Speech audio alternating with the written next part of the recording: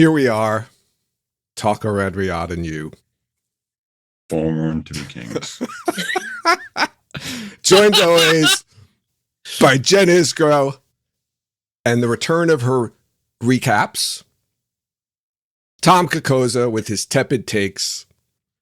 And returning is the man who's never read The Wheel of Time and wouldn't do so if you paid him. Brendan Johnston. I would absolutely do so if you paid me. Well, I got to restart this now. I mean, Season 3 premiered today. How you feeling, Jen? Feels like Christmas morning again. I feel like I just said that recently. Maybe that was when the trailer came out, but I feel like, again, it's a new Christmas morning. And now we have, or maybe it's like Hanukkah where we still have more presents to open, like over a bunch of different nights. Yeah. Is that a better analogy? I'm not Jewish, so I don't really know. But I think you get like one present a night, right? You do, yes, get one present. Do you get three presents the first night, and then each? In general, yeah, the biggest present is on night one in general. I think they do. It's like a compressed Hanukkah, right? Like a 6-week Hanukkah instead of an 8-week Hanukkah or 8-day Hanukkah. Hanukkah's over 8 days. Hanukkah. Wow. You know what? Can we just actually start the entire podcast over again? Like from episode 1? This was poor open. Jen opened the door with the Hanukkah analogy for the TV show. Well, it's different than Christmas because we still have more to go. Or it's like Christmas morning when you open the presents, but you still have to see. How you doing over there, Tom? Let's go on to you. Let's see what Tom has to say. I am pretty sure I'm the only one in this conversation who has a menorah in their house, and I am, as such, begging you to stop. I know. I'm not saying anything bad. No, you're just saying things completely like whatever. All right. So, Joe, I'm doing great. I was very, very excited last night when I came home from doing my other show, and then the show dropped, and then I said, no, let me sleep. I watched episode 1 again today. Obviously, we've seen it before, but seeing it today with my wife, really, really excited. Very excited here tonight to talk about it. Brendan, are you as excited as Tom and as confused as Jen? I'm never as excited as Tom. I'm frequently more confused than Jen. All right. Got you slotted right in there on the old chart. Right in the middle? Or above? Yeah. But I don't know. Stuck in the middle. Yeah. Clowns to the left of me. Oh my God. Jai Chim to the right. Yeah, sure. Yes. Oh boy. Should we start backwards? You want to start at the end of the episode and work our way back? I was my recap backwards. I was very tempted to watch this season backwards. Let's start at the end of the episode so I don't have to be here. I thought about it for like 2 minutes. Like, what if I watched this whole season backwards? Like, watched episode 8 first and then went backwards. Like, you'd have to wait a long time. You'd have to wait like 5 weeks to do that. So I don't. Well, yeah, you might say so. You might say yes. Yeah, you might say so. I want to, before we get into the show, right? Because we're going to talk about the show. I do want to remind people the first part of this podcast is free from book spoilers or future book spoilers, right? We might talk about stuff that was different or happened in the past, but we won't spoil the books for you if you haven't read them or haven't gotten that far yet. And we will only be talking about the first episode of season 3. And you will have to listen to our next episode to hear about episode 2. Yeah. So for those of us live listening in chat, please keep your chat, even in the spoiler chat, only to episode 1. Any comments that you have, just in case people here haven't watched every episode. One of us here in the show has not seen every episode that dropped today, at least. So that's correct. Yeah. 2 of us. So, so there you go. Yeah. Thank you, Tom. No problem. And you know what? It's really good to say this again. Jen, you going to lead us in with the recap? I definitely am. Strap in. Welcome back, everyone, to season 3 of The Wheel of Time and the best recap this side of the Mississippi.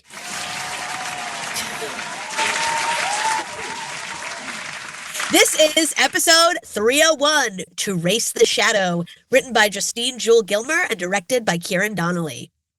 We open in Tar Valon on a rainy day, which can only mean good things. Swan gazes over the city, while below, Moraine and Lan look upon the tower.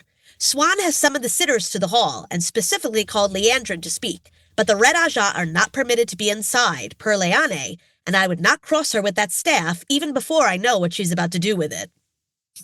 Leandrin goes hard right off the bat, and speaks the absolute truth by accusing Swan and Moraine of hiding the Dragon Reborn. Swan, thankfully, has a wisdom up her sleeve. Nynaeve enters, and the entire hall gets to hear about how Leandrin kidnapped and sold her to the Seanchan. Leandrin tries to attack, and Swan gets the upper hand for about 15 seconds before 4 other sitters stand as members of the Black Aja as well. When I say carnage ensues, carnage ensues. Nynaeve is still unable to channel to assist and is quickly knocked under a pillar. Warders in the hallway, including Maxim and Yvonne, and also the uninvited Reds, are desperate to get in the hall. Inside, Leandrin is spitting out buckets of blood as Swan is doing the light-knows-what to her internal organs. Meanwhile, Varen, along with Adelaus and Naomi, is headed to another part of the tower, the 13th Depository, where the Aes Sedai house their most powerful items. Back outside the hall, some other Aes Sedai show up, Chesmal and Jean, and Maxim thinks they're saved. Wrong, these are Black Aja too, idiot. When Jean's warders are instantly killed by the Reds, she gets off on that little bit of depression everyone gets. Sicko. Inside the depository, Naomi is Black Aja. She attacks the other 2 with the power and knocks them out, stealing as many objects as she can grab. In the hall, the fight continues. Leane kills a white/black sister by positively bashing her head in with her staff. Good luck coming back from that. The rest of the Black Aja in the hall link and send out a blast of energy that blows the door off its hinges. Moraine and Lan see the explosion from the street. The Blacks walk out, and Swan orders them found.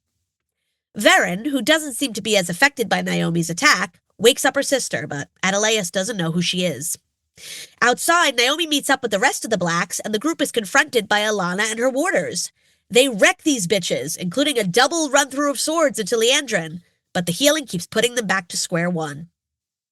Swan and 2 other Aes Sedai are heading toward Alana when Swan's backup singers are taken out by 2 other Blacks, a gray, Joya, and a yellow, Amiko. These double colors are killing me. Try to keep up. Leandrin and her Blacks get away, but not before she tries to kill Alana one last time with a sword that is heroically taken through the chest by Yvonne, killing him. Brutal. Swan is saved from her captors by Moraine. They stare at each other dramatically before Moraine walks away. Lan is surveying the carnage inside and finds Nynaeve. She's just a little dusty, but okay. Later, the 2 Rivers folk are in a common room discussing what went down. Rand says Moraine wants him to go to the Stone of Tyr to retrieve Kalendor, a sword that's a powerful sangreal. Matt speaks in the Old Tongue without realizing. Moraine tells everyone, including Avienda, Elaine, Bane, Shiad, and Loyal, about being careful in the city, that anyone could be a dark friend. They sail for Tyr at dawn. The boys head out to party one more time. The Aiel try to follow Rand, their possible Kara Karn, and he asks them to stay behind. Avienda tells him he has not yet gone through the trial of Roydian, but he doesn't know what that is because these women won't talk to him. She calls him a wetlander, and they walk away. The 3 girls discuss Rand and Egwene's relationship. They are still together, but Egwene has been fully traumatized by Rhenna, her Seanchan Soldam, and still sees her every night in her dreams. Matt is posing for a portrait with the goddamn Horn of Alir. What is going on here? So much for staying under the radar. The boys also discuss Rand and Egwene, and Rand doesn't know if they're together or not. Men. Matt says he's never even kissed another girl, and Rand goofy smiles and tells them about Celine. Matt just wants to get in between Bane and Shiad.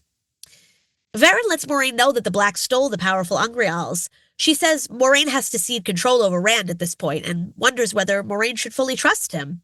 Varen admits she should not have trusted Naomi. Rand and Perrin play snakes and foxes, while Perrin says he is not a leader, but Rand and Matt are. He is thinking of leaving. Lanfear is in Tarvalon. She tells Moraine that the other Chosen are going to find Rand soon, and he needs Kalendor. Lanfear has been visiting Rand in his dreams since Falm, and has also tried to push him to Tyr. She wants Moraine to separate Rand from the others so he will do what they want. After they leave her, Lan is adamant that Lanfear should not be trusted. Moraine tells Lan to get his Malkiri blade in case they have to kill her. Back in the common room, the girls are teasing Elaine about Avienda, and so many book readers are holding their breath.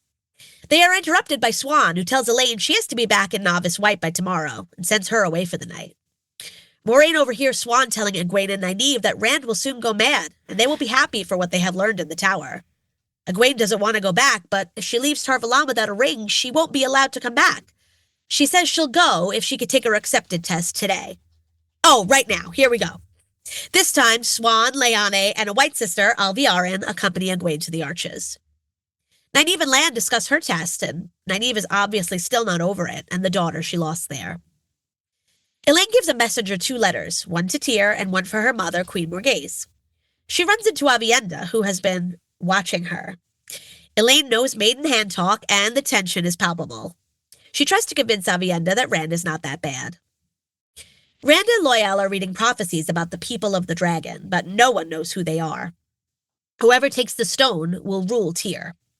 Elaine asks Loial to leave and tells Rand she sent word to Tyr that Andor supports Rand. She gives him some advice about ruling and about befriending the Aiel. We see only one of Egwene's arches. She, Nynaeve, and Elaine, dressed in armor, approach a mad, long-haired Rand. Egwene is the Amerlin, and Rand screams for her to bow to him. Before we see what she decides to do, she emerges from the arches. Rand discusses prophecies with Moraine. He would love to just go home, but Moraine tells him he can never do that. Egwene gets her accepted ring, and that is all she needed to peace out on Swan and the Tower. Lan tells Nynaeve about his power-wrought Malkyrie sword. He has never felt worthy enough to use it, but does now to protect against the Forsaken. Elaine and friends are getting wasted on some more alcohol she made. Bane and Chiad ask Mat if he wants to play Maiden's Kiss. They hold spears to his throat, which move closer or farther away based on how good his kisses are. Elaine finds Aviendha and brings her a drink. They kiss, and more. Egwene is bandaging Rand's dagger wound that has not healed. They embrace while Egwene tells him the archers were terrible, but she is with him till the end. But when he tries to kiss her, she flashes back to Rhaena. Egwene wants to be intimate with him, so she pushes through. Perrin is dreaming about the second time he killed someone with an axe. Moraine looks like she is nervously waiting for something, and a figure appears behind her in the shadows. Nynaeve tells Mat that she is still his wisdom, and she wants to know what's wrong with him. Mat tells her he's had memories in his head since he blew the horn and he can't sleep, screaming, fighting, pain. She wants to try to help him. Egwene is having a terrible dream of Rhaena and Mad Rand. Suddenly, something starts happening. Figures on playing cards in front of Mat start moving. Rand starts strangling Egwene, but it's a second version of Rand. OG Rand attacks him. Perrin's axe starts trying to kill him. A figure stabs Nynaeve from behind. Egwene wants to help Rand, but she doesn't know which is which, and a third Rand emerges from a mirror. Lan and Moraine listen to the screaming and do nothing. Lan is sincerely not happy. Bane, Chiad, and Loial try to help, but the axe keeps going after Perrin, and it chops his wedding ring in two. Well, someone had to do it. Mat is mesmerized by the cards and doesn't or can't hear Nynaeve screaming his name while the figure is attacking her. Rand channels and destroys all the mirrors and the other Rands, but he likes it a little too much. Loial rips the axe in half. Nynaeve stops calling Mat's name and calls Lan's once, and the man is out the door to her like a shot. My heart. He takes the figure through the back with the Malkyrie blade. Moraine heals Nynaeve, who thinks the Forsaken must have found them. Moraine and Lan approach Lanfear the next morning, who planned that whole thing, except she didn't touch Nynaeve. Whoops, that was a gray man, and there's only one Forsaken who can create them. Rand needs to leave now. The plan worked, and Rand has decided to leave immediately. Nynaeve needs to stay at the tower to break her block, and Mat will stay with her. Perrin is heading home to the Two Rivers, along with Loial, Bane, and Chiad. Chiad owes Loial toe. Egwene is sticking with Rand, no matter what. Lan gives Nynaeve his mother's ring as they say goodbye, as does everyone else. Aviendha is staying with the possible Cara Karn. Rand waits till after Moraine pays for a ship to announce he is not going to Tyr. He's going to the Aiel Waste. In a dark room, Moghedien has a white cloak. Jachim, captured in webs. She tortures him until he says he wants to be gray, and she turns him into a gray man. He awakens, different. She wants him to find someone. Jen, it's Jachim. I can't say it like that. Sorry. That was really tough. I stumbled. Jakim, that's how I say it. Jachim. Not anymore. It's Jachim. I'd hear somebody else say it, but I don't probably we won't. So I don't think it's going to come up that much more. I know. Me neither. That's what I mean. I'm not. Yeah, I'm curious about that, but we'll get to that. We'll get to that part. Let's start at the beginning. This Good place episode. to start. Yeah, I mean, there's a lot going on in this episode. There's a lot of interactions and cross interactions with a lot of the characters in it. There's, I think, twice that it's mentioned that this is about 1 month later from the end of season 2. So we definitely got the time jump that we thought we were going to get. They're back in Tar Valon. Swan's back. Moraine and Lan are in Tar Valon, which is interesting because Moraine was banished. She's banished from the tower. Yeah, from the tower. No, I know. It's technicality, right? She didn't go to the tower. And we get the shredding scene, right? We talked about this last week. I don't know if we want to talk about it a little more this week. I think we probably should, right? Yeah. Yeah, a little bit. Yeah. Yeah, a whole nother room in the White Tower. A lot more Aes Sedai. This is exactly. The depository. I was like, what's the big. Well, also the big hall with the giant. The giant room that we had posited was an Age of Legends flashback, but it wasn't. The first room in the tower that gives a sense that it's as big inside as it looks outside. Yes, and there were a lot of Aes Sedai in that room. This made me so happy. I was like, they literally put this in there for me. And that's the way we're going to start the third season. Okay. It's like, Joe says he needs another room and more Aes Sedai. Basically the first shot. Episode 4 or 5, there's just going to be a map of the campsite in season 1 for you too. Yes, they're going to go back there. There's going to be a scene that takes place back there in the cave. And it's going to be traumatic PTSD. So I watching it.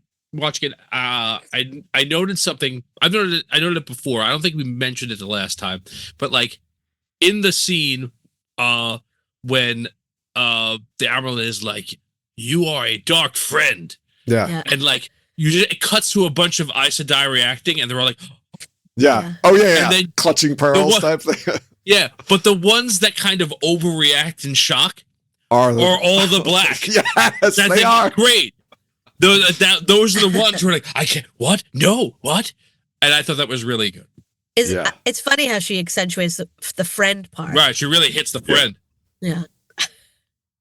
I actually like that. That she also, Aes Sedai answers Leandrin's accusations by not admitting anything, but also not denying it, which is great. She doesn't have to. She's like, if that were true, this would happen, or this would happen, or this would happen. But we know you can lie. You're not lying about this. Yes. But you can. But I know something you don't know. Yeah. I know something. Well, she knows, but not the rest of the people. Did Leandrin think that they were dead? Yeah. Or captured. She thought they were back. Yeah. She thought they were captured. It's weird, though, that she wouldn't hear. I guess she's not really tuned in or keyed into their network of spies and eyes and ears that, the red, I guess. Lanfear didn't bother giving her any advance notice on that one. No, she didn't. Well, I mean, Leandrin worked with Slish for Ishamael. Yeah. And Ishamael's but then for now gone. I thought she kind of transitioned over to Lanfear. Yeah, Lanfear came over, remember, and killed her son and was basically like, you work for me now. Yeah, that's true. Hey, Leandrin, how's your dead son? Maybe that'll be the first, if they meet again this season, that'll be like the first line. I hope so. Just said it in a very Lanfear way. Like that. Yeah, no. I want I want a heavy Brooklyn accent for just one line. A very British accent, maybe.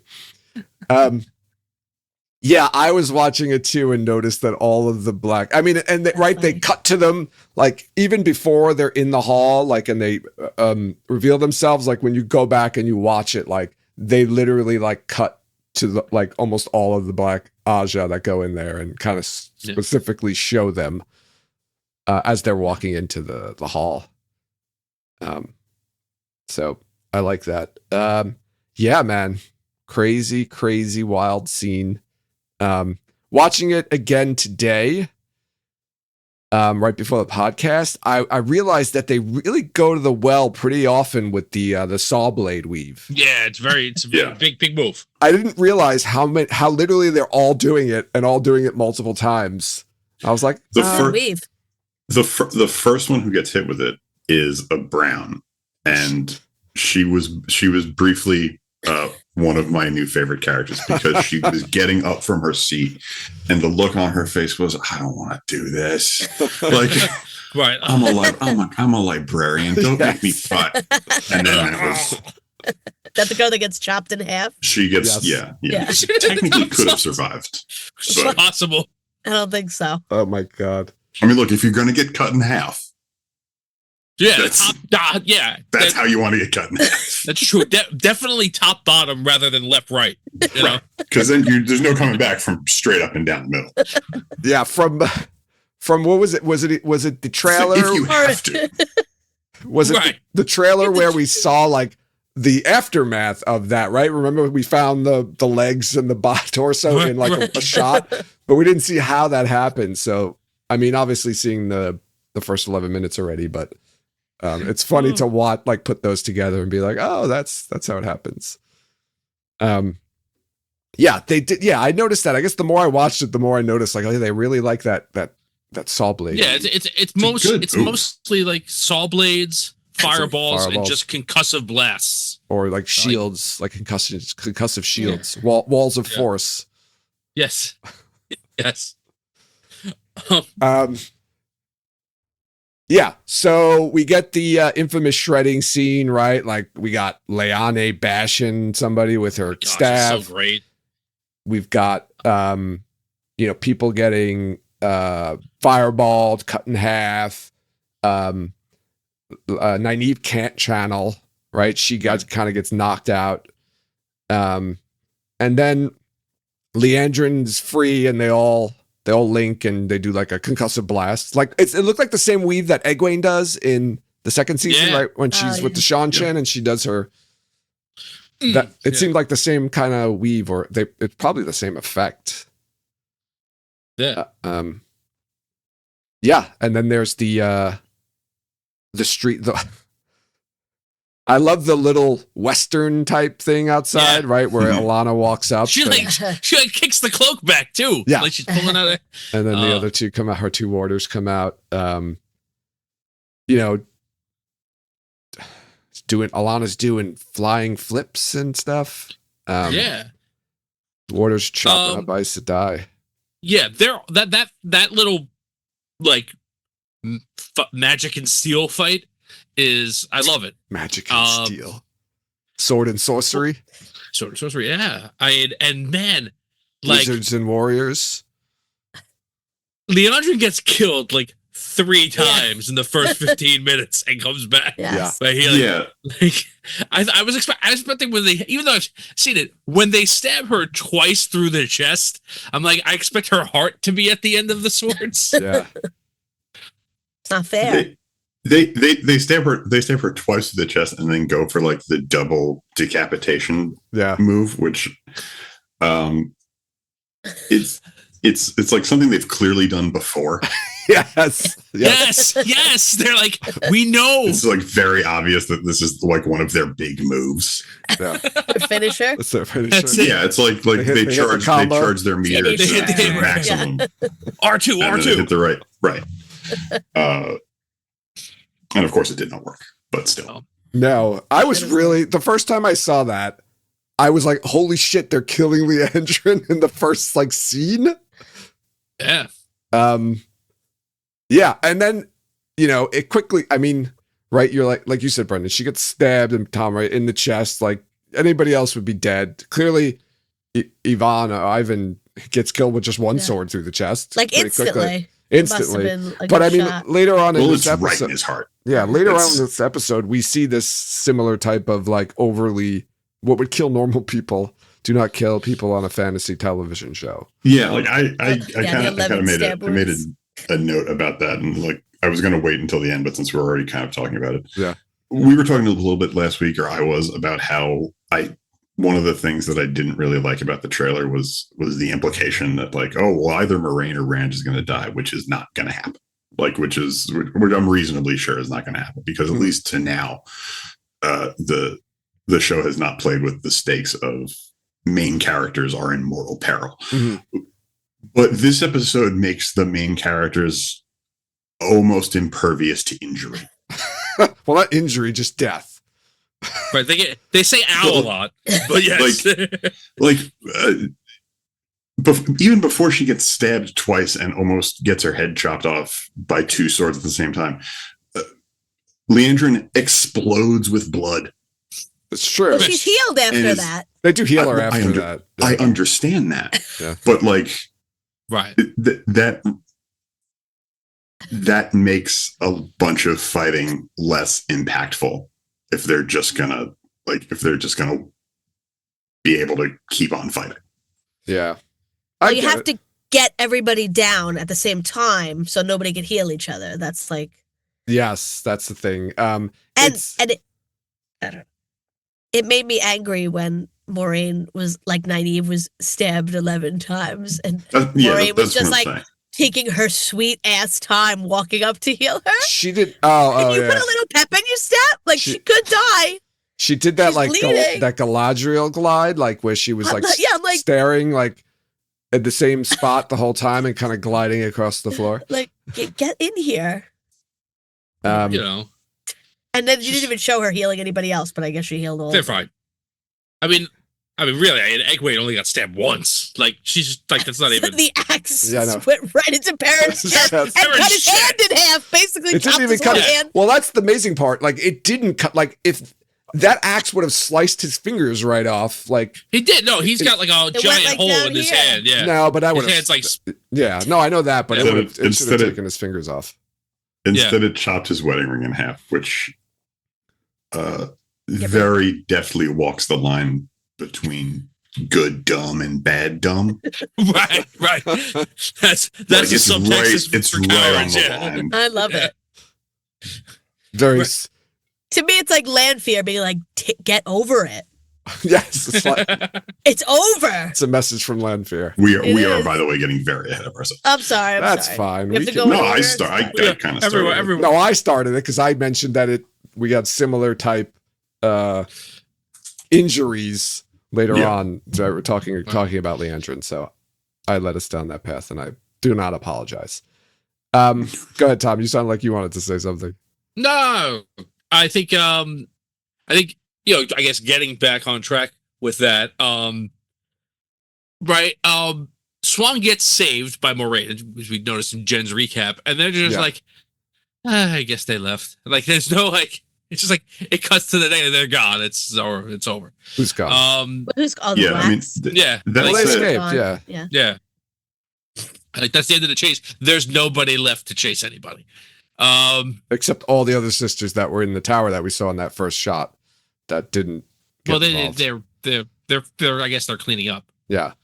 Well, nobody even checked on that because Lan goes back in there and there's nobody there, like checking the warders and the other sisters who might be dead because a few of them stayed inside, right? Because there were other sisters alive still. Yeah. There's nobody there checking on them, including Lan. Let's not. Yeah, he's also running all over it. No, what I'm saying is one body. When he goes back, there's nobody there. It's like you would think there'd be like a lot of Aes Sedai like around, like seeing if they could heal the warders and blah blah whatever. Yeah, I think. We learned in the Battle of Foam that once someone is killed, after 5 or 10 minutes, their body disappears. They blink out like a video game. They flash a little bit and then. This is true. Yeah. But I didn't care or notice that they weren't there, so I guess. Yeah, I think the presumption, honestly, is that they are out in the city trying to find them, and they just don't get them. Yeah, they're done. They don't want to show what's going on with them because they don't find anything. Right. Yeah. I got you. Now I'm okay with that. So, I guess I don't know. Does anyone want to talk about anything else from the opening before the credits, before the title card appears? No, just like we said, Ivan died. Yeah. Poor Ivan. Yeah. The minor character who had very little dialogue and was played by a new actor died. No. I was shocked. I was going to say he had a lot of dialogue last year. I mean, in this season. He had the blood calls blood whole thing. Yeah. Oh, yeah. He read a poem for just us. That's true. Thank you, Bob. He read a poem for us. You'll be missed. Like in memoriam. He read a poem for us. You want to jump? Let's jump over then to the. There was one other thing. I'm sorry because Jen mentioned in the recap, but I wanted to say this when Naomi. We didn't even talk about that. Yeah, sorry. Right when Naomi like cast the whatever weave she does on Varen and Adelaus, Varen blocks part of the weave, and that's why she doesn't, I guess, lose her memory. Yes, and then fakes. I think she fakes passing out. Yeah, she sees her sister fall. But her nose bleeds. I mean, that guy, I don't know if it's hits the fall. Her. Yeah, no, it does. She does get hit with part of it. Yeah. It bleeds before she falls, but go ahead, Brennan. I really hope we see Naomi again, because if there's one thing that's more up my alley than magic wizard librarian, it's magic wizard librarian after a heel turn. Yeah, right. I want to see what the evil magic wizard detective librarian is like. Yeah, is she reading like evil books? I don't know. Yeah. Well, she escapes, so. Do you think Naomi casts compulsion on Sheriam? Ooh. Oh, that's right. I don't ever want to talk about that bit again. They showed the compulsion thing, like in the last. I will say this, literally in the last time on, I think you're right. They do talk about it. They do, because it's like make specific mention of that. Yeah, it's a shot of her on the word compulsion. And it's the two of them talking. So I think you're right, Jen. It almost makes it less stupid now. That whole scene. Right. Almost. Almost. All right, let's keep going to the episode that we really like. I'm sorry. Yeah. So do you want to? All right. Yeah. So we almost skipped that part, right? So Varen and Adelaus, her sister, and Naomi, they go down into the artifact, the secret artifact shop. Magical item shop, and grab a bunch of Angreal and Tyr Angreal. I don't know. If you want to categorize them, we've got Tyr, Saw, and regular. No, I mean the actual items that she takes. You want to take inventory? There's a big lollipop without the stick. Right? There's an everlasting gobstopper. Mm-hmm. Yes. There's a bracelet, like a bracer. Yeah. There's an Oscar. Yeah, there's definitely an Ivory Academy Award. Yeah. That she takes, right? We also see a set of dice. Like I think that's the everlasting gobstopper. That's the everlasting gobstopper. Oh, is it? Yeah. Okay. Because they're all stuck together. Gotcha. But she doesn't take that, I don't think. They just show it. Yes, they show that. They also there's like a big red, like I don't know if it's a hallway or a doorway. The door frame. The big they giant just door walk frame. past. Yeah. Oh, the archway. It kind of looks like a creepy archway. But she doesn't take that either. She can't take. No, well, it's very big, and she's very little. So I want to go around. I just want to go around, because we did talk about this a little bit last week, because we talked about the first 11 minutes, though. Like, how surprised were you all that Naomi was bad? I was a little surprised. Because who else was bad? Nobody else that we know, right? Well, Joya. Joya was in one scene, and we know. She was in more than one Brendan scene. Doesn't know. Yeah, she's in a couple times. Well, she's the bald one. Brendan knows the bald one. Yeah, but she's in that one scene in the courtyard. That's it. No, she goes to Kyrian with them. She's in Kyrian. The background of Kyrian. Yeah, she's really. I think she has 2 lines in season 2. And she's obviously very noticeable because she's bald. So it's it's just very it's not hard to forget that. Okay. Okay. But anyway, Naomi is this only character we got to know a little bit that is black. So I was a little shocked. Everybody else is just, I guess, the most, in the background. Right? Besides Leandra. Yeah, we've never. Nobody else has been on the show before except Joya, right? Yeah. Yeah, I think you're right. They're all new cast members. I mean, we had that. Was it the teaser where they showed, right? There was that clip that we kept looking to see if it was her there. That looked like she was with Leandrin in the teaser. Yes. And so I think there was a little bit of a hint that it was her, but we didn't know if she was bad or not. But there was some tears there.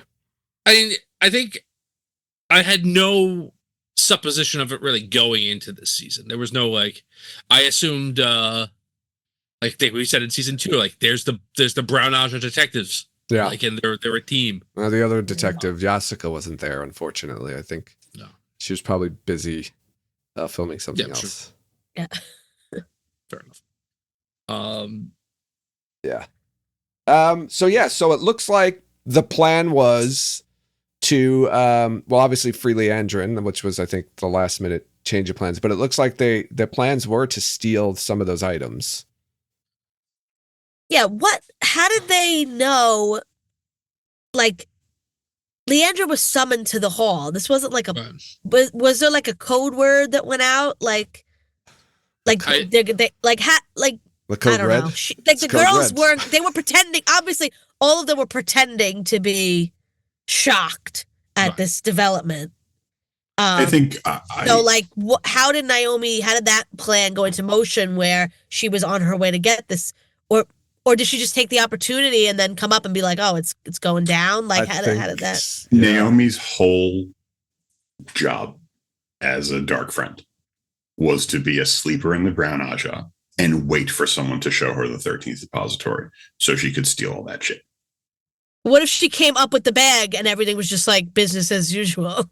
Well, I think she would have been all by herself. I don't know. Maybe she would have just snuck out, I guess. Yeah. I want to be clear. I don't think that they planned for this to happen, but I think that their eventual plan was do something really bad inside the tower so that they have to go to the 13th depository and get the sangreal, right? Oh. And Naomi's job was to be part of that team that, when someone goes in there to get that stuff, you're going to be there with them. I like Brendan's idea better, where she's almost like a lone agent, right? Who's given a mission, and it's like Brendan said, like she's going to go deep undercover, and it could be a few months, it could be a few years before, but she's got to find out a way how to get in there. Mm-hmm. But I don't know, like, why couldn't she just do that? I guess she didn't know where it was. She didn't know where it was. Yeah. That's what it is. So she needs to find out where it is. Like she was being friends with Varen for all these years to try to, because she knew Varen maybe knew where it was. Yeah, I mean, if anyone would know where it is, Varen would be the one. Even though Varen's retired and shouldn't, hasn't been there in years. Right. No, but it's not like you think it moves like the room of requirement or something like that. So she went. There's absolutely no reason to think that it doesn't. Try to get close. That's also true. That's true. That is true. Yeah, I mean, I don't think her. Right again, like things. But I don't think her plan is necessarily to be with Varen. Her plan is to be with whoever goes into that thing. Like they know that exists, and that's why that's her assignment, because she's Brown Aja. They would be the ones to know where the secret library or secret storage of antiquities or whatever you want to call it. Yeah, I mean the show has talked about sitters before, and this episode makes it clear that there's a couple of sitters for every Aja who are presumably in charge. So even if Varen wasn't there, there's a head Brown Aja, maybe the one who got cut in half, might be, who probably knows where the 13th depository is too. Naomi just lashed on to whoever was important in that group and hoped, waited it out. Yeah, that's it. Yeah. Unless Leandrin, I mean, this is some really, fucking conspiracy shit I'm going to say right here. Unless Leandrin already knew that Nynaeve was at the tower and was just basically waiting for the other shoe to drop. No, I don't think so. Like, she was very taken aback. But she might have been acting. I mean, maybe we've seen her act. That's true. We have. True. In the second season. I feel like when she was brought before Swan, like it wasn't going to be, she was just like, all right, I'm just going to say what I know immediately, but not even let her talk. Because she had to be this. Like, what else is she going to be called to the Amerlin for? And the Reds aren't allowed to be in there. Right. Like, I mean, she probably at that point kind of had an inkling. That's it. Yeah. All right, let's. You want to move on to the minute 12? Minute 12 of the no, it's more than that. 11 is more than that. Yeah, we're like 19 minutes in now. Oh yeah, that's right, about minutes. Yeah. Plus, we already talked about the parts in the middle. No, so we go right. So now we're back. All of our Edmonds Field 5 are together. Plus, we've got you know, See, I cut that out Bane because we're not supposed to call them Edmonds Field 5, right? Well, I'm sorry to interrupt you. Well, there's no Edmonds Field in the show. I don't know. The Two Rivers, means. the Two Rivers 5. Two Rivers folk, I changed it to. Okay. We've got company. The Two Rivers folk with the sexy ninjas. Elaine's there too. Moraine's talking with Rand, wants him to go to Tyr, the city of Tyr. Brendan's TV show counterpart, Loyal. Let's not. Oh yeah, Loyal's there. Sorry, I forgot about him. Yeah. To go for this magical sword called Kalendor. What's so funny about that, Jen? No, like Tom yells at me, but when I said that Brendan was like the human Shrek, but he's allowed to say he's Loyal. Like, okay, I'm not saying that Brendan. No, I'm not saying Brendan looks like Loyal. I'm saying that Loyal is giant with a deep voice and loves books. Like, okay. I don't see the resemblance.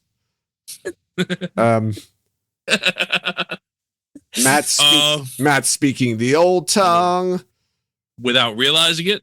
Yeah, that's the big thing that he's slipping into the old tongue.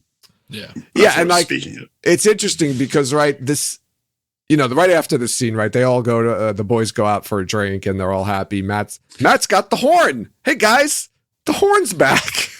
I'm sorry. I gotta say this. There is no more group of guy friends in their 20s shit than we're hiding out in a bar and we were told not to go out, so let's sneak out to, wait for it, a different bar. Yes. But there's people at that bar. Yes, I know. People. And whatever you do, lay low.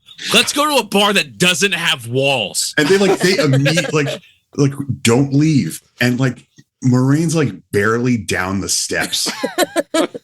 Yes. Well, she says like, I know you're gonna go. Yes. But just try to stay under the radar. And immediately they're like the most possible above the radar you can go. Also, we are at this point in the episode / series up to, I think, Rand's 4th awesome jacket. Yeah. He's Is looking it good 4 now? I think it's up to 4. Wow. Yeah. This guy just because he had 2 last season and he had his one. Oh, the coat. The red coat last season. Yeah, the red coat and his blue. the cool his sanatorium uniform. No, not that one. The one that he wears, like the threaded one. Oh, the dark blue one. The one they give him in Carrie. The one he's wearing toward the end of the season. Yeah, he looks awesome. I don't want to overlook Loyal's complaint about leaving at dawn. Yeah. Why do we always have to leave at dawn? Can't we leave after a hearty breakfast? Loyal awesome. Looks different too. Yeah, she got a haircut. He's become like a hobbit or something with that. That's a very hobbit remark. Yeah, but literally that's what it is. Like his hair was like a rough, like a lion's mane, and it's a high and tight now, so you can see his ears a lot more. Okay. So he cut his hair and gave it to Perrin. Perrin has said, "I like the bro." They switched wigs, I guess. Maybe I don't know. Yeah. Perrin's eyes look awesome. Yes, they are very wolf eyes. He's got the golden eyes. Yeah, and like I said, can we talk about this, man? Matt's got the horn. He just has it. Got it. He's just holding it. Last time we saw it, he's doing Captain Morgan. He's like, yeah. Last time we saw it, a magical ghost was tucked it into the ether. Oh, now he's got it. It just fell out of her coat when she disappeared, lying on the ground. Yeah. She thought it was going to go in there, but it's like, wait, I'm a ghost and this is real, so it just slips right through her onto the floor. Matt is, at least for a little while in this episode before he goes back to being sad and troubled, Matt is 100% the type of guy to get a replica made. Oh, that's awesome. So he could go around to bars talking about how he blew the horn of Valyr, and here it is. Want a picture? Just buy me a drink. You think that's a replica? It's not real? I don't necessarily think that it is. Okay. But he is the kind of guy. If it was, I wouldn't be surprised. Yes. Yeah. Well, that's what I thought it was when I first saw it. I was like, is that like a fake thing? And then I was like, oh, I don't think so. Because you're right. A ghost disappeared with it. So yeah, but maybe when the ghost disappears, it just falls down. Who knows? That's true. It's also magic. Maybe it just like, I don't know. He can't leave it. It was on his nightstand one morning. Yeah, it comes back to him. He throws it away and he wakes up the next day. He also has it, and then it's then it's not there, and he's not carrying a bag. Like, it's the size of a fucking bowling ball. Yeah, he's just carrying it. Like, he puts it in the back. First of all, he's so nonchalant. He's not only announcing that, yes, I blew the horn of the Lear, here it is, whatever, but he's just in the middle of this bar calling Rand the Dragon Reborn. Yeah. Hey, you've got your dragon head up your dragon ass or whatever. So, like, just no, no chill. I think he has it just slung on the back of the chair at certain scenes when he's like sitting down. Yeah, like, whatever. I don't need to look at it. I do want to call out the and this isn't like a spoiler, but it's something from the books, right? The drawing of Rand and Ishamael fighting in the sky. Yeah. That's something from the books. That was fun that they put that there. Yeah. There's not enough ale in the world for this is a very fitting line for, I feel like, Yeah, well, I want to talk about that a little bit, right? We're talking about Rand sleeping with Lanfear, and he's all like giddy like a boy, like that he slept with one of the Forsaken. Like, shouldn't he be like a little bit more traumatized by it than be like, yeah, man? No. Well, yeah, first of all, no. He still likes her. He still likes her. She's hot. She's hot. She's still going to his dreams every night. She's an evil being. Not to him. Well, he doesn't. I think Rand draws a mental line between Selene and Lanfear. Oh. And like he was enjoying himself with Selene, and then it turned out Selene was bad, but he was still enjoying. Like, wow, he's perfectly happy to brag about hooking up with Selene. Yeah, and I also I don't want to overlook the, like, no matter what, like, dudes hanging out with their dude friends are going to be like, yeah, I did her. Yeah, like, even if it was like the most evil, disgusting person in the world. Right. Still, they're implying that I only had sex with one woman. I have to let them know that's not true. Yeah. So, regardless of it being one of the Forsaken. Right. Well, he doesn't say like Lanfear. Like, so, I think, I really enjoy the fact that the show is taking time to remind you that these people have been friends their entire life and really care about each other. Mm-hmm. Because there's a lot of shit to do, and they could have not taken the time to remind you of that. But I think it was a marked choice to, like, let's just take some time with them. Spoiler, they split up at the end of the episode. Who knows when you're going to get this again? Like, just to remind you, like these are people who know and care about each other very much. I like that. Yeah. No, that's I mean, based on how the show has gone so far, we'll probably get it again in season 4, episode 1. Right. Well, yeah. Chances are they're all gonna. Whatever happens in episode 8, they're all just gonna chill out together. Yeah. Also, while we're on the subject of women Rand has kissed, I want to say this specifically for Jen. Going forward, I am retiring. They broke up. Okay. Because now they're back together. Okay, fine. Just saying. That's just. Right. There's the conversation. What was it between Egwene and Nynaeve and Elaine, right? About she's having these nightmares about Rena. Mm-hmm. And there's like talk about how the two of them are still together, basically. Or back together. She's like, oh, when we're together, it's like, just like the old days. And he's like, I don't know. We haven't really talked about it. Like, what the fuck? Both of those things are probably true. But I was about to say that's not. It's like they're not mutually exclusive. Like those two things. They're both like, it's like the guys are singing and the girls are singing. Tell me more. Yeah.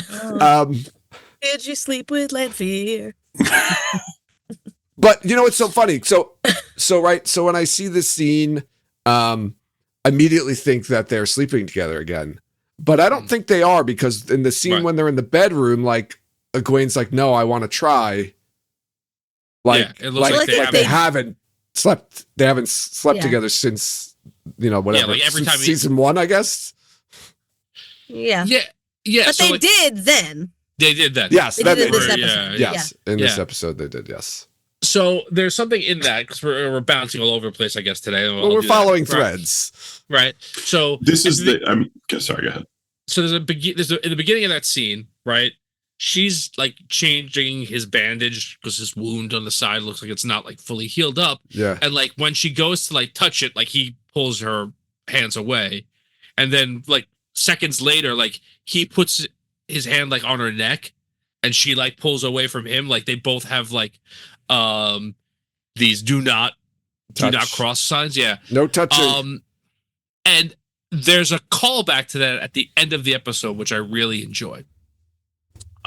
When everyone is telling Rand like, "Hey, I'm gonna stay here. I'm gonna go here. Like, I'm not going with you," and she says, "I'm going with you. I'm with you to the end."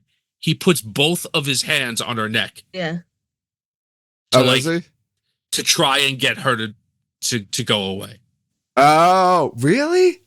Yeah. You think he does it on purpose to try to get her? 100%. But he definitely puts his hands on her 100%. neck. He puts one hand on her neck, and he doesn't flinch, and he puts the other hand on her neck, and then she takes and holds her hand there. He holds his hand there. Well, it's I think 100% intentional. 100% I don't know because even though that same thing happened and she shuddered or shied away, she did say no, I want to try, and then they did. Yeah. So I don't. But I still. So I don't know if he necessarily did that to get her to go away because they were just shortly before that were intimate together. And I don't think he's getting her to go away to like break up with her. I think he's like no, forsaken not her, trying to kill me. Yeah, not come with me. I don't know though because I don't know. I disagree. Like, he said to her like, "Oh, you're gonna go to the tower too, right?" Like, right. Assuming she wasn't gonna come with him. Yeah, I think it's to me it's like it's super. It's such an odd thing to do for him to like do that to her neck. But I think he touches to be. Not to be weird, he but does one hand. He does it to Celine like a lot in the last season. That's just like his move. Maybe. I think that's just his move. Hand to the neck. The caressing choke. Yes. All right. That's that she wakes up to him choking her. It's a precursor to the a prelude to the first stage kid choke. Chris Benoit kid chokehold, right? Oh jeez. God. Oh my God. Jesus Christ, dude. Cut that out. I'm sorry.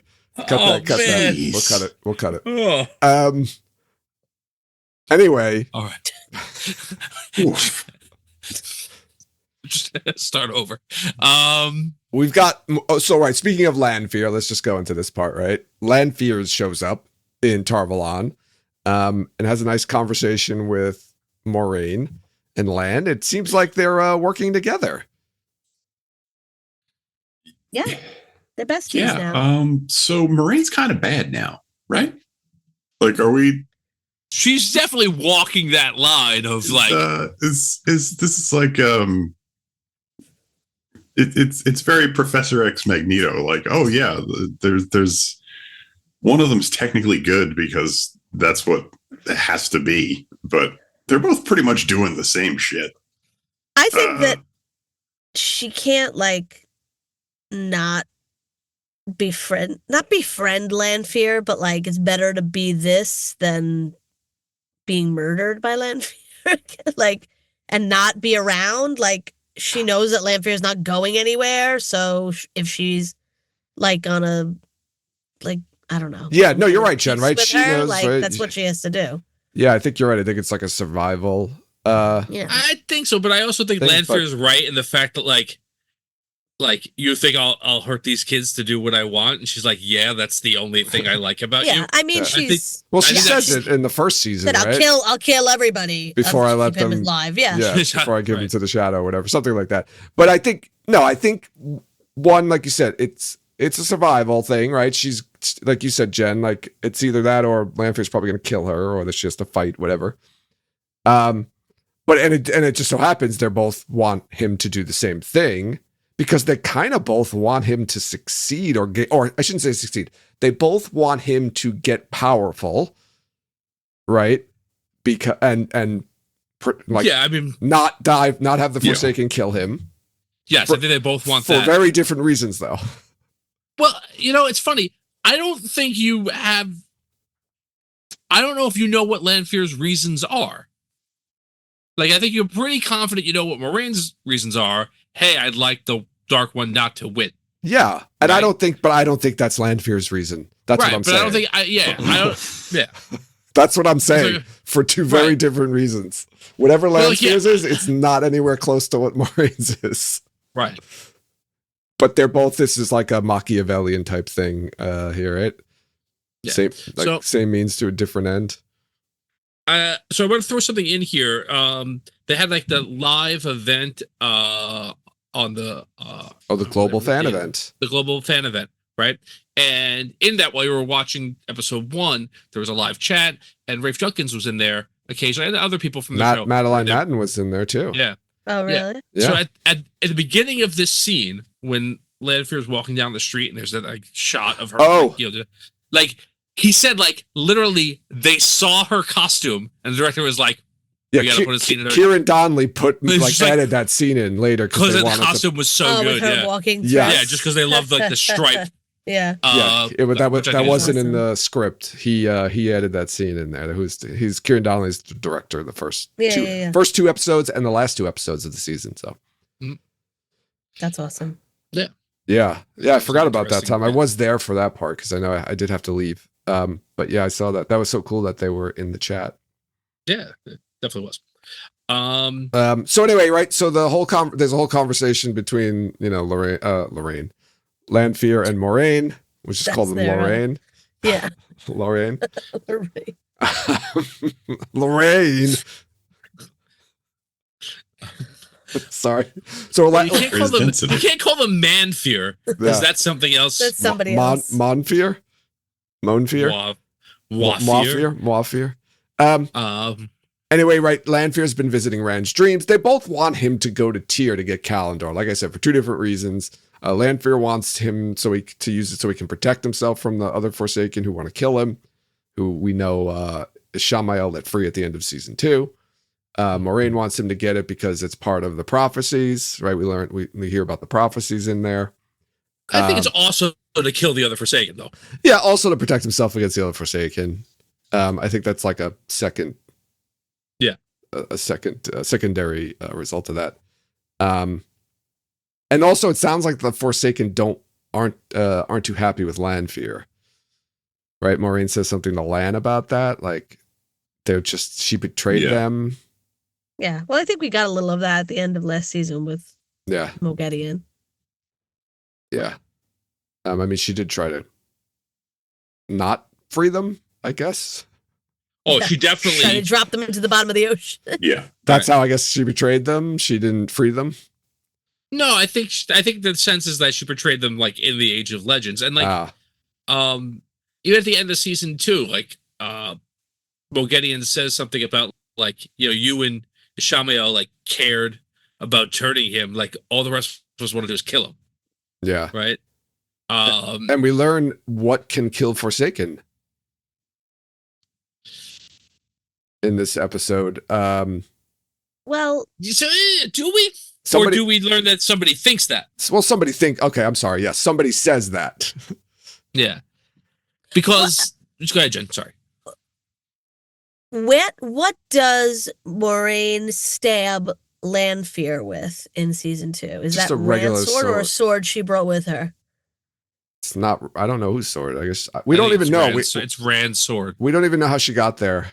Remember? She walked, Joe. She very quietly. It's a long journey. Let's not go back there. No, but because she could be different. You're right. You know what? You're right. It probably was Rand's sword because it would have been there. Yeah. And she probably picked it up off the ground. Right. Yeah, I'm not convinced about that because she didn't die, but she has some kind of other power, maybe. Yeah, that's a good point. And Shamael kind of like wanted to die. Yeah, but I don't think that's what killed him. I think Rand channels into that sword when he does like a weave, and that sword's like glowing white when he stabs. That's it melted down too, right? It was like gone. Yeah. It's gone. That's right. So like Land's sword may be the sword of kings, but I don't think Land's gonna be weaving into it if he has to stab anybody. Yeah. So I think maybe they're setting land to kill Forsaken this season. Maybe if it's true. But like you said, you're right. Somebody said that they think that. Right. I think the show has done this, multiple times. That like, just because a character believes that something is true and says it doesn't make it true. Right. Yeah. The show plays with the fact that people are wrong a lot. Oh yeah, for sure. And right, this is kind of right. They kind of decide to team up, and I don't know. I wouldn't even call it a team up, but I guess agree to work together, whatever you want to call it. But go ahead. Moghedien kind of agrees to let Lanfear do her thing to an extent. Yeah, because it'll move Rand along. Yes, I also wouldn't call it a team up. Yeah, I agree. But it's not. But it's not as much resistance as you want from the ostensible, one of the ostensible protagonists of the story. Well, I mean that's what makes Moghedien such an interesting character. Sure, she's got that like I will literally do just about anything, and walk the line. I'll blow up all them ships. Yeah, all them ships. But. Yeah, like you said, right? She agrees, or Lanfear's the one who says, like, it's the reason he's not listening or he doesn't want to go is because of his friends. Like, you got to get his friends out of here, and then he'll do what we want to do. Which ostensibly she's right. Well, not really. But it didn't matter because they weren't going to go anywhere. They didn't do what they wanted him to do? No, they left, but they're not going with her, except for Egwene. The rest of them are leaving or not going, I should say, with him. But she said if we separate him from his friends, he'll do what we want. And she separated him from his friends. Oh, I see what you're saying. Not do with it. No, he didn't. Still did what he wanted to do anyway. It seems like that worked for Perrin. Like Perrin was thinking of going, and then he's like, "I'm going." Yeah, that's kind of. And Egwene was like, "No matter what, we do it together." And he's like, It's just, and this was like, "Oh, we're going now. Great, I'm gonna go." I'm just gonna. And Matt too is like, again, it works for Matt too because Matt's like, "Hey, look, I don't know what's going on with me, but like, I'm gonna stay with her." Yeah, I think if Nynaeve went though, he would have went with Nynaeve. So I agree with you. I think he would go where Nynaeve goes, and like. We started to talk about this in the beginning, right? So like Matt starts out this episode in such a good place, and we're like, "Yay, Matt's happy! It's great, everything's good." And then as the episode goes on, you're like, "Oh man, like this guy can't catch a break." He does get to play Maiden's Kiss, which seemed to be worth the scratches. Yes. I don't know. Man. I love that like they're doing it, and then they turn to Loyal and they're like, "Do you want to play too?" Oh my god. Yes. He's like, let me get my notebook and quill before he knows what it is. I love that. Like he's going to get his face in there. He's like, let me write down what this game is. And then they pull out the spears. He's like, there's like a brief moment where Perrin's like, no. Yeah. Well, Perrin seems to know what Maiden's Kiss is already. So I didn't see any cuts on his neck. So he must be a really good Matt's kisser. Not a good kisser. Is that what we're supposed to glean from this? Yeah. Or medium at least. Yeah. Not good enough. Not good enough for them. Yeah. Not good enough for those two. Although Chiad winks at him right when they leave. I was going to say one of them seems pretty satisfied with it. Yeah, I think by the end, like I think she's playing with him though. Yeah, I think so. Because he was like when she winked at him, he was like stay away from me almost like. And Egwene gave him a look. Yeah. Yes. Like it's his like, what'd you do? Yeah. I don't know. I am still banging the Matt and Egwene don't like each other drum. Oh no! From season 1. Yeah, and 2. And 2. Yeah. Oh, that's right. Well, Matt does. Yeah, he's they're going their separate ways, and they do like a side hug, and they cut away from it very quickly. It's yeah. I don't think they hate each other. I just think they're right. Yeah, Matt's not only speaking the old tongue every once in a while, just like without realizing it, he's also hearing voices in his head, which is even in the wizarding world is not a good thing. Yeah, I mean, is it voices or like it seems like it's memories. It's not like Like it seems like he's got like memories. Yeah, but he says he hears them though. Like he hears them. Yeah. He hears people crying and screaming and fighting and right. Like you're like he's speaking the old tongue because he remembers how to speak it from memories that aren't like back coffins. Yes. Right.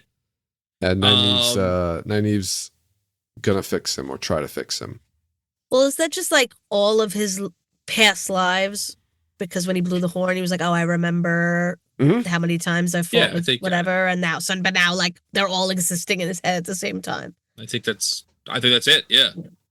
You know how they gotta fix it. Like the first thing they should do, right? What's the most common sense thing to do, right? He blew the horn, and he got these voices. Yes.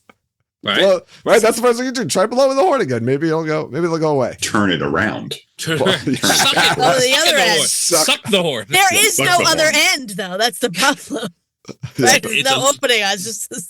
It's a loop. It's a wheel. Yeah, I mean that's like the old. Maybe it's because he blew into it and then it went back into his mouth because there's no exit for the horn. That's how this whole thing got started. Did you ever see the? There's a Kids in the Hall sketch where they're like farmers, and one of them gets kicked in the head by the cow or the horse. I can't remember. And the only thing that's wrong with him is he can't grab the salt shaker on the table. He keeps like missing it. And that's the only thing that's wrong with him. Everything else he's fine. He just can't grab the salt shaker. Oh, you know what? I think I have seen this. Yes. One, yeah. And it's like he seems to be having some difficulty with the salt. So then they decide to like, oh, let's get the horse to kick him in the head again and maybe it'll be fixed. And they do it and he dies. It's such a hysterically brilliant sketch. Oh my God. It's so funny. It's a very short sketch too. It's like, I don't know, 30 seconds or it's the premise. That's it. Like it's the premise and then it's over. It's the whole sketch. That's what they need to be thinking. Like let's blow the horn again and see if it, my memories go away. So, going back to the show, this one. Oh, right. Yeah. So like, I think, I think it's interesting. Like Perrin's and Rand's like hauntings or whatever you want to call it, Lanfear's like manipulation of them. The bubbles of evil. Yeah. I was like, it's ripe with symbolism. Yeah, this. Right? I mean, if we're and like, I guess is Mat like so Mat's I feel is less so, but like, is it just like he seems to be entranced by these playing cards? Yeah, I want to talk about this because I was watching it again. Right, this is what happens when you watch it, a few times. You start like asking questions about things because you're just noticing new things, and you're like not focused as much as what's being like right in front of your face. You're like, oh, let me look in the background or think about something else or whatever, and. What was Matt's thing? How is him staring at some cards moving gonna make him want to leave? Right, because the whole thing, we find out that that Nynaeve, she didn't do anything to Nynaeve. That was a gray man that Moghedien sent, right? Right. So what was Matt's, right? Perrin's getting attacked by an axe and almost dies, right? Rand is, multiplying and fighting himself in Egwene, and Matt just has cards that dance? Like, was that the whole...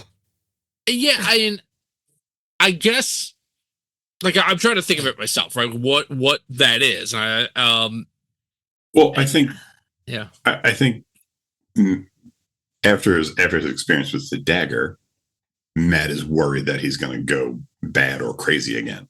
Right. So showing him these dancing cards, and maybe like amplifying the voices in his head or something that he's hearing is going to make him more likely, I think, to want to stick around the tower and let Nynaeve try and fix him, or let somebody try and fix him, or failing that, just like make him worried that he's going to go bad again and want to make him want to stay away from Rand, so he doesn't fuck things up again.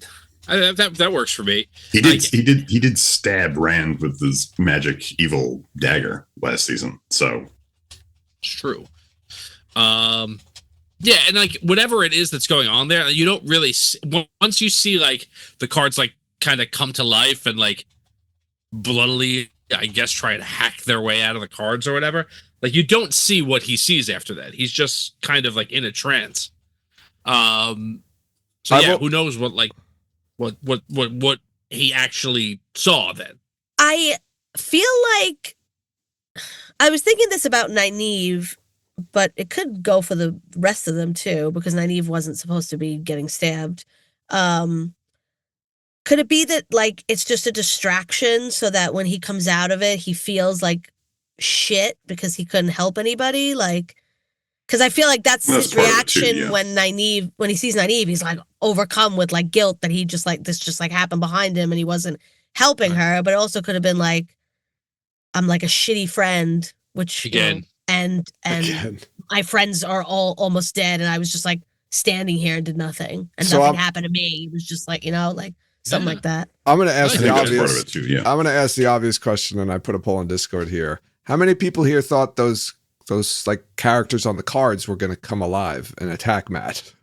Well, I mean, they kind of did. Yeah. I don't know. I'm kind of glad they didn't. Yeah, I wouldn't want like giant.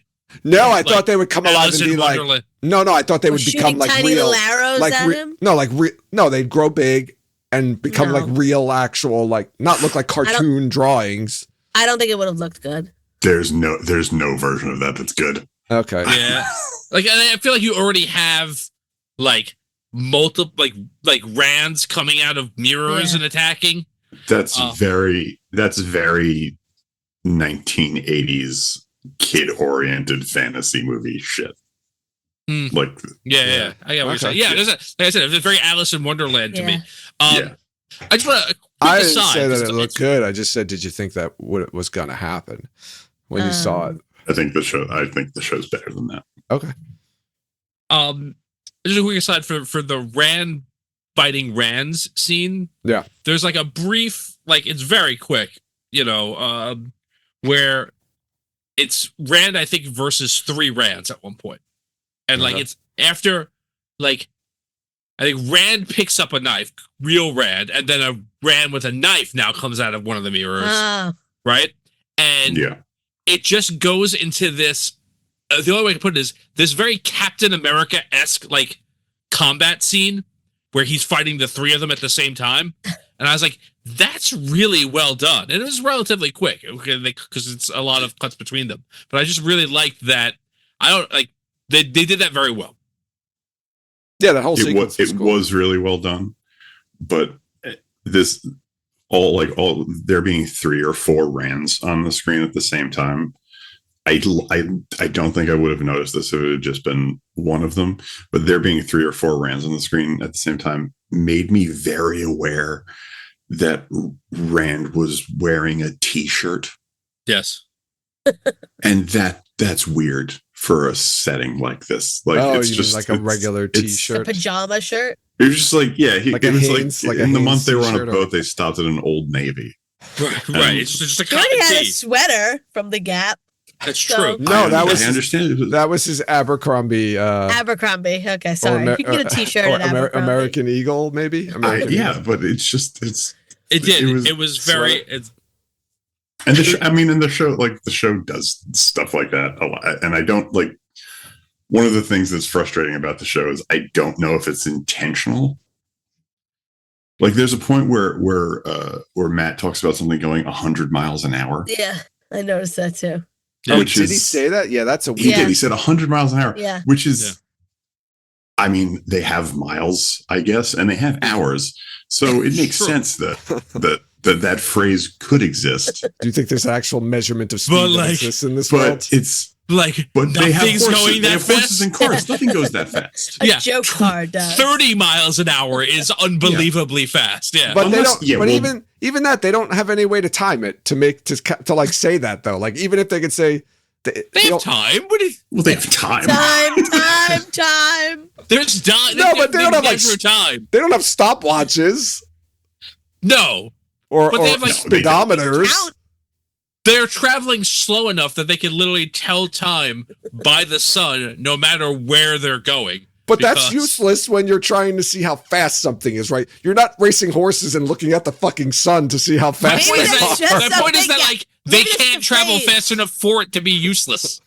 It's just a phrase that carried down through the ages. I totally missed that, Brendan. That is, you're right. Someone should have caught that one. Like that should have been really. And what Jen just said is actually the only logical explanation. That it's a phrase that's thousands of years old and just means fast. Yeah, nobody knows because back when they had cars. Yeah. Right. It's like us. It's like us using like some phrase from Shakespeare's time. That. Right, but that's us explaining it.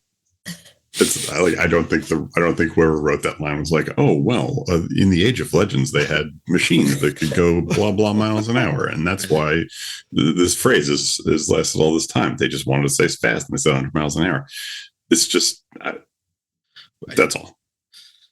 And then the T-shirt, it was like, wow, really? I didn't look at that T-shirt. Yeah, I did notice it, and that's why I think it reminded me of a Captain America fight scene because he's kind of just dressed in modern wear during that scene. Yeah.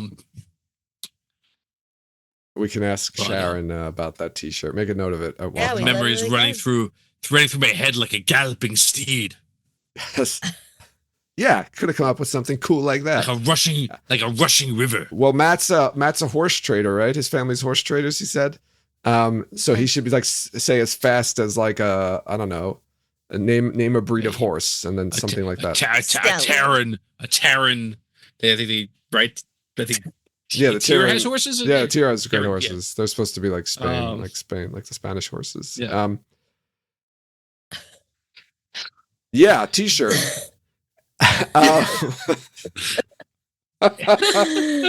We haven't talked about Egwene yet in the sense of like her story, right? She gives Swan a lot of attitude. We haven't even talked about her.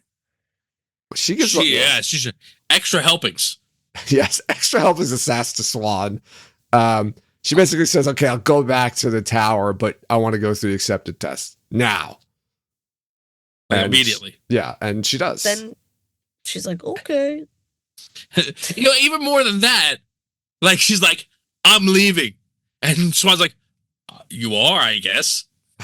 Like you can't leave, and she's like, "You can't stop me," and I'm like, "Yes, she literally can stop you." So like, right? Yeah, but she doesn't. She doesn't. No, and like, yeah, man. Like, I mean, Swan, we've gone over that. I think I go over it every opportunity I have. Like, Swan's not really great at her job.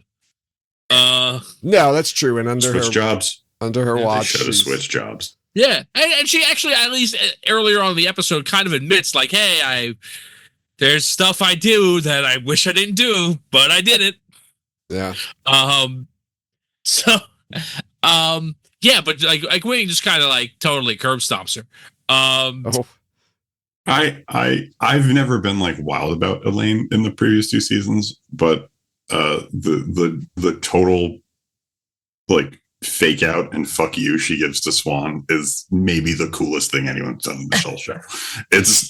I was floored. It was like that was there. All of that I thought was really well done. Really, that's like to be honest, that's the part of the episode I least like. Not that I didn't really like it that much, but I thought it was the least. It came out of left field for me, like that she was telling the most powerful woman in the world, like, "You can't keep me here. I'm like I'm like a sophomore or a junior, like I don't know, but it's the first time. It's the first time that like a regular person has used the Aes Sedai's stupid obsession with rules against them. Not in like an overtly evil breaking the rules way. It's like, "Oh, I need the ring so I can come back. Okay, fine. Give me the ring. Now I'm leaving. And I can come back whenever I want." You just said it. Yeah. Well, I guess that's my whole problem with it because like she's still, if they told her to come back, she'd have to come back. Like she'd have to do what they said. She can't just do whatever she wants. She's not an Aes Sedai yet. But I thought an accepted can leave the tower like to go shopping, but not like for like go away and come back. Yeah, like I thought it was like novices can't leave the tower at all. Accepted can like go on a day trip. But these color coded jackasses are so obsessed with the letter of their own laws that they made up. Yes. That like, well, it doesn't specifically say that I can only leave to go down to 7-Eleven. It says I can leave, so I'm leaving. But you still have to listen to your teacher. Is what I'm saying. Well, not when you immediately walk out of the room before the teacher thinks of anything to say. Yeah, she's yeah. She practically punched a jukebox on the way out. It was awesome. No, I know why it's there. It's they needed a way just to get that whole thing to happen really quick. Like, and I get it. That's the way they wrote it, just because it makes sense. And I also feel like, this episode doesn't have filler, really. Like everything that happens, it's a lot of stuff. Everything that happens in this episode happens because you need to know it, and it needs to happen, and then the next thing, and it actually makes all logical sense, and like there's not like weird jumps.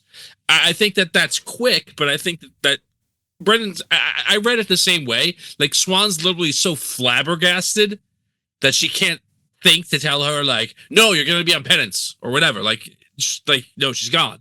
I also just want to on the test, like Crazy Rand is awesome. He's got Loghain's hair, and he's the river is awesome jacket. He's kneeling in a river. Yeah. Filled with blood. Just hanging out. What the hell? That was blood, right? I was like, that's red, right? Okay. Yes, yeah. He's also just killed Matt and Perrin.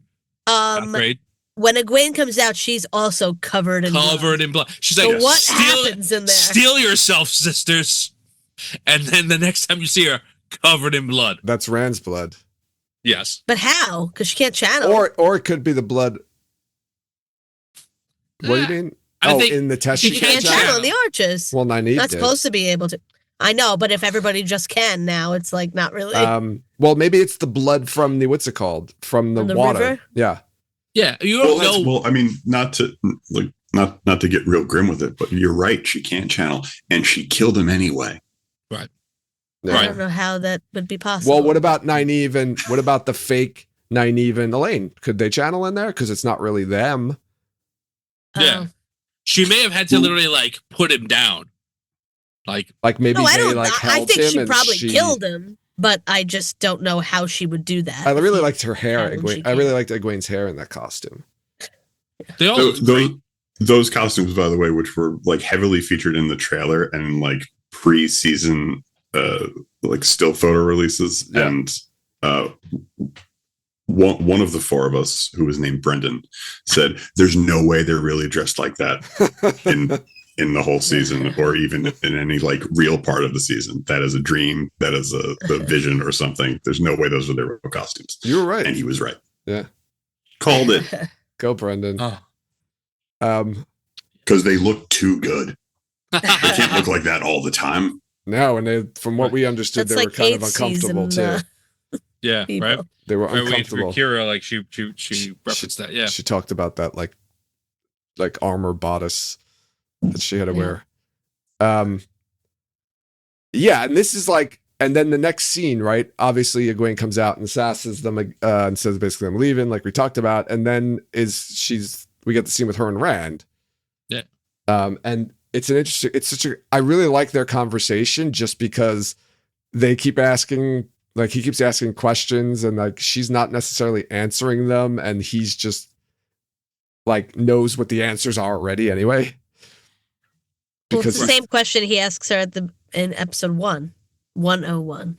Oh, is it the exact same question? At least you can tell me. Yeah, he asked her about the river, and she's like, I can't tell you. And he says, you could at least tell me if it was good or bad. And she says it was good. And then today she says it was awful. Oh wow! But then But then he knows. Same question, same delivery. He knows he was there. That's such a great part where he's like, "I was there, wasn't I?" Yeah. He's like, what did he say? Did I hurt you? Or I forget like that. And she's like, she doesn't say that. She says like, "I'm not afraid of you." Really? Yeah. That's what she says. She doesn't answer his question. She just says, "I'm not afraid of you." Or no ghosts, but I like that scene. I thought that was really well done, well written scene too. Yeah, I agree. I think I really, whatever. The whole episode's really well written. I think like all the little like dynamics. The scene between Varen and Moraine where Varen's like, oh yeah, you believe in the Dragon Reborn, but do you believe in Rand al'Thor? And I think it's an interesting thing. Jen, your summary and the way I read that scene are slightly different. Like I read that as like Varen's like, I trusted somebody and I was 100% wrong. You don't trust this guy. Maybe you're wrong. That's how I read that scene. Oh, really? I was going to say you don't trust 100% of the people you don't trust. I don't know. Something stupid like that. Gretzky. Yeah, Wayne Gretzky. But, I think Phil Jackson said that. No. Yeah, it was. I took it as. Yeah, it's weird because you think she's saying you need to trust him, and then she says, "Well, I trusted this person, and that was the bad choice." But, but I think she's basically saying like, don't. The way I read it is like, your instinct is to not trust this boy because you know him to be a boy and blah blah blah, and you only trust yourself and da da da. But your instincts can be wrong. Like she said, I thought I had the measure right. She mentions the measure of a man or something like. I thought I was 100% right in trusting this person, and I was wrong. So I think that's the way I took that scene. Is like she's saying like you have to, if he's the Dragon Reborn, then he's the Dragon Reborn. Like you're not. Yeah. So got that. I don't know what there's right. They got the conversation. Right, we get more of the right. We talked about the prophecy. Right, there's people of the dragon, loyals. Remember loyals with Rand. Yeah, and they're reading the prophecy. Right, he's talking about the people of the dragon. Rand's like, who are the people of the dragon? Take the stone of Tyr. We get all these words coming up in prophecy. Kalendor, Tyr, people of the dragon. And then he has a short conversation with Elaine, who gives him like a good pep talk in leadership, which basically. She makes his decision for him, right? Yeah. Basically, like what to do next. She's like, do this. This is what you should do next. Yeah. The thing about the people of the dragon, and it's the Aiel. The people of the dragon are pretty obviously like the Aiel. I wouldn't say that's too big of a spoiler, right? to the point where. And like they're almost phrasing it as a mystery, but it's not to me it's not mysterious at all. Like it's so obvious that even Rand kind of instinctively gets it because he decides they're going to, and Rand's kind of a dummy. So it's made some bad choices. I think it's like nobody knows what it is because like the Aiel don't get out much. But like, now they're shut-ins out and about, right, and like outdoor shut-ins. Yeah, and I think I like that whole bit a lot. Again, here's another example of like these people have relationships beyond like fighting bad guys, right? Like there's like Loyal's super duper smart and well read and well educated, and Rand's like, this is somebody I can like work with to like kind of know what I'm supposed to do. And like, and Elaine is a princess who's been very well educated and trained, and her mother's a queen, so she knows about leadership. And I think this, if I remember correctly, this conversation is very close to a conversation that does happen in the books. I think even Rafe said that. He said it's like it's a little changed, but some of the lines I think are directly from the books. Yeah, and one other thing that I like is season 2 ends and like Elaine heals Rand, and there's this kind of like meet cute, Little Mermaid scene, right? And while Elaine and Avienda clearly get together in this episode, there's also this bit like in that conversation, like Rand's like, "Are you sure I can't convince you to come with me?" And then she's like, the dragon will always have a friend in Andor and with me, right? Yeah. So there's still like that. That's like a thing that's like, there's like a connection there, and that wasn't abandoned. And I enjoyed that. Yeah, we didn't even talk about that. Avienda and Elaine getting together. I have a bigger question. Go ahead, Brendan. Sorry, I'll ask my question. No, it's just Elaine and Avienda the way they talk about it and the way they interact throughout the entire episode, because it comes up a couple of times and they have that one scene together in like the marketplace or whatever. Mm-hmm. even to me, it seemed like they were already hooking up. Yeah. So when at the end it was like, oh, hey, like it's the first time. I'm like, oh, really? Oh, that's surprising. Yeah. I mean, Egwene keeps making comments about it throughout the episode, and it seems like they definitely have been spending time with each other. But I don't know. I didn't get that they had already hooked up yet. I don't know. Well, they hadn't. No, they haven't. No, that's what I'm saying. Like finally. I'm saying like I didn't get the idea that was it. So I wanted to ask a question, right? So that scene, Elaine's coming back from collecting like apples or whatever it is because she's making I imagine alcohol. Yeah. Yes. She's able to make alcohol in a couple of hours. I don't think that's possible.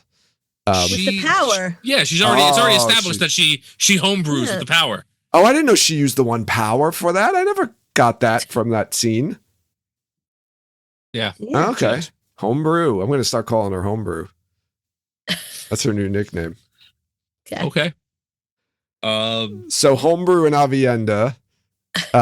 Yeah. That's I mean, they're a bunch of attractive people in their 20s stuck together on a boat for a month. Of course, they're going to make booze and hook up. Like that's life finds a way, Joe. Pretty princess. And they literally get told, "This is your last night of freedom." Yeah. Right. Yeah. That's true. All bets are off. That is true. Pretty princess and sexy ninja. Yeah, nice. Nothing wrong with it. Right then. So a little bit. Oh, we didn't even talk about. There's a couple of scenes with Nynaeve and Lan, right? We got the earlier scene where with the sword. I think we talked a little bit about that already.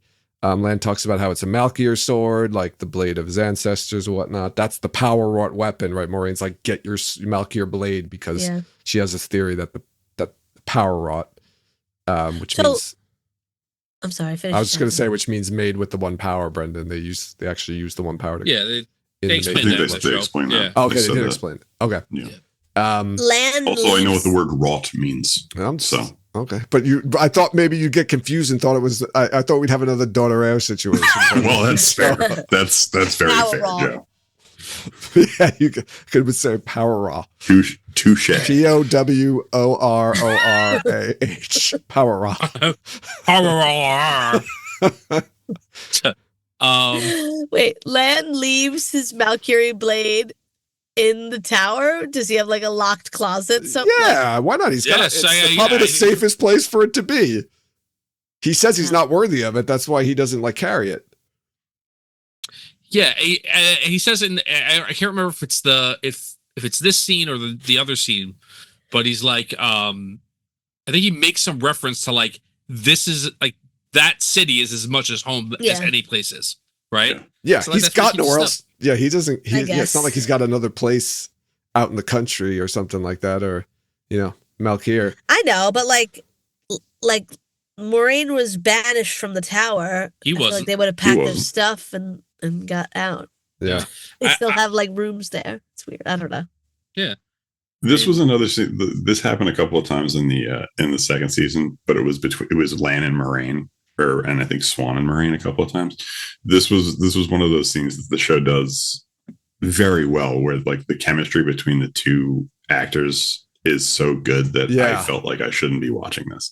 Yeah, the second, especially the second scene, right? This is too intimate. This is too like I shouldn't be here for this. So just not to like we got to interview Zoe Robbins recently. Mm-hmm. And you got to interview Zoe Robbins. I got to interview Zoe Robbins because of whatever, issues. It doesn't matter. Right. And the royal way. Like, we didn't get a chance to ask this, but like I had like a question, and I didn't have a real question because all I wanted to hear was like, that scene, so good.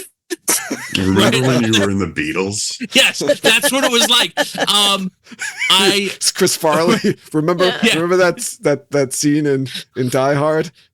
Yeah, that was great.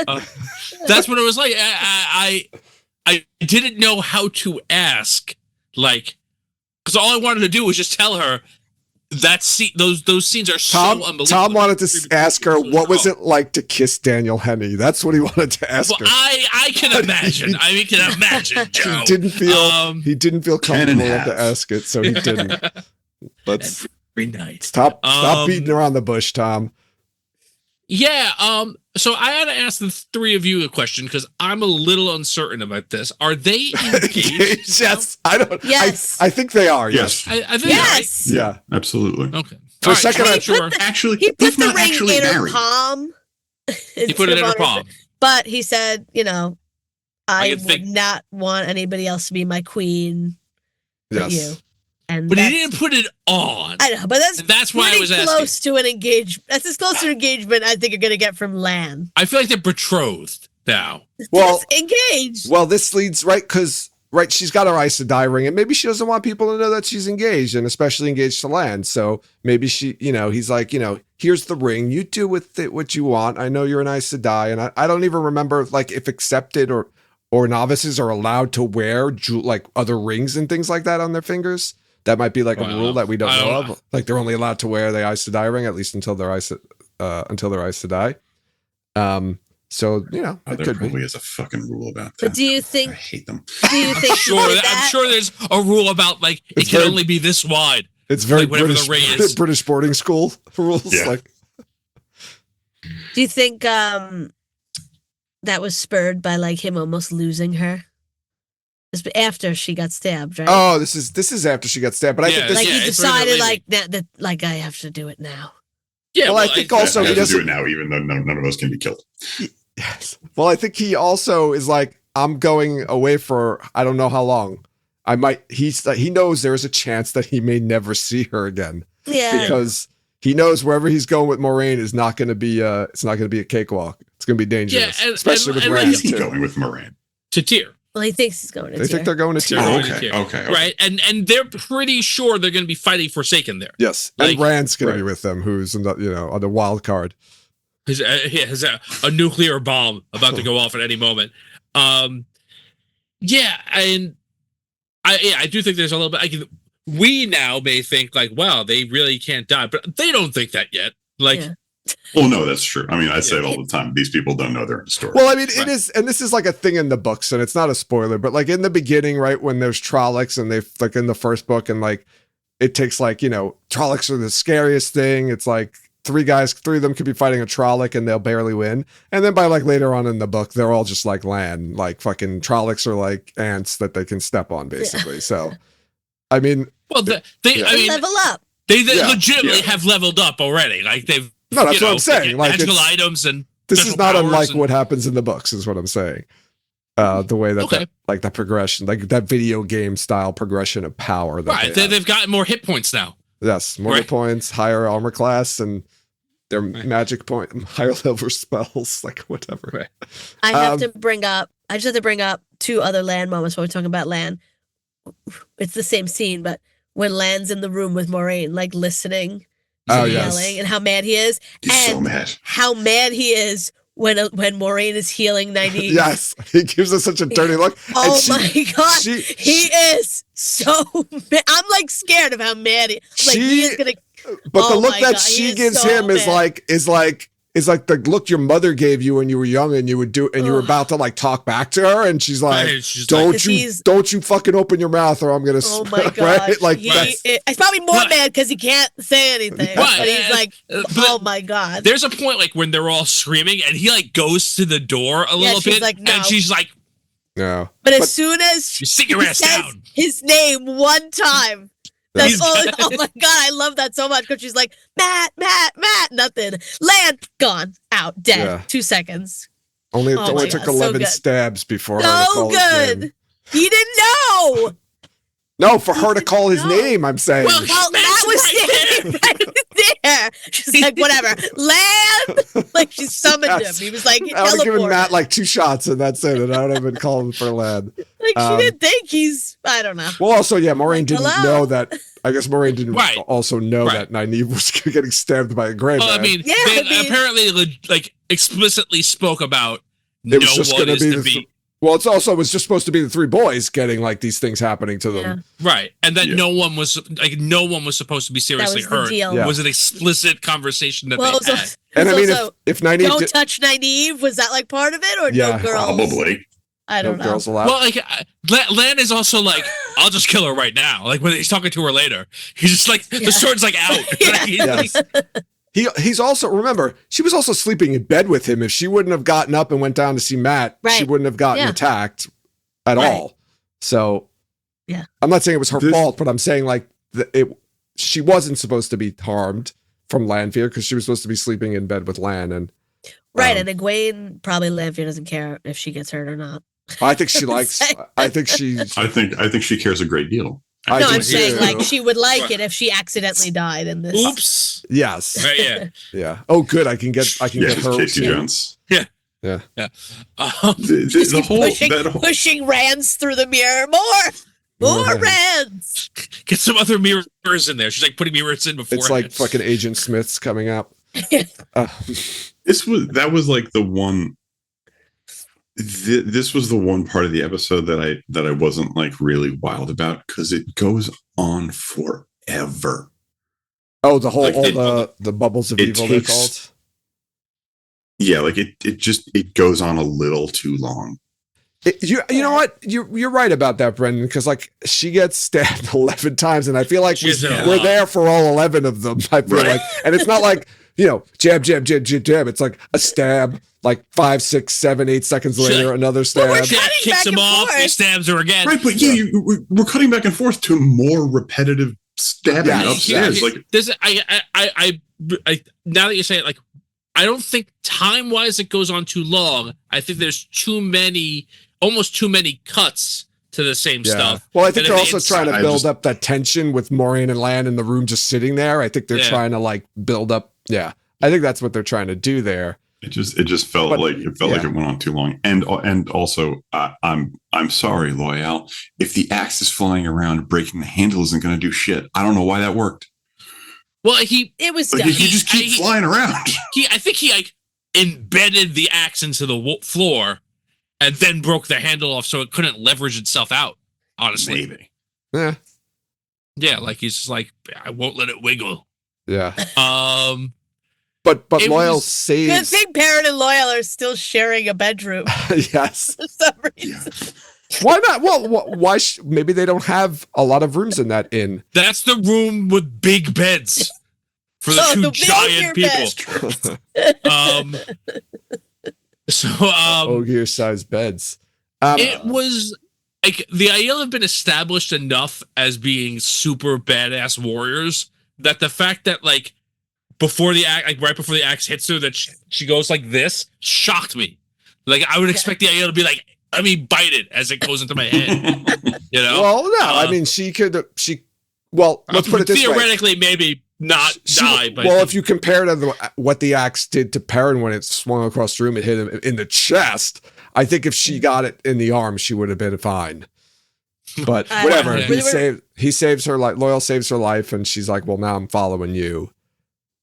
And I go where she goes. I love that. That was a good line. I like that too.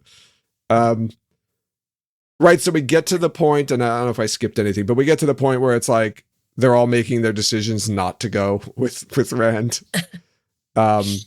Nynaeve realizes like she can't channel and she needs to stay here, and this is the best place to learn how to actually channel because she's going to be useless otherwise.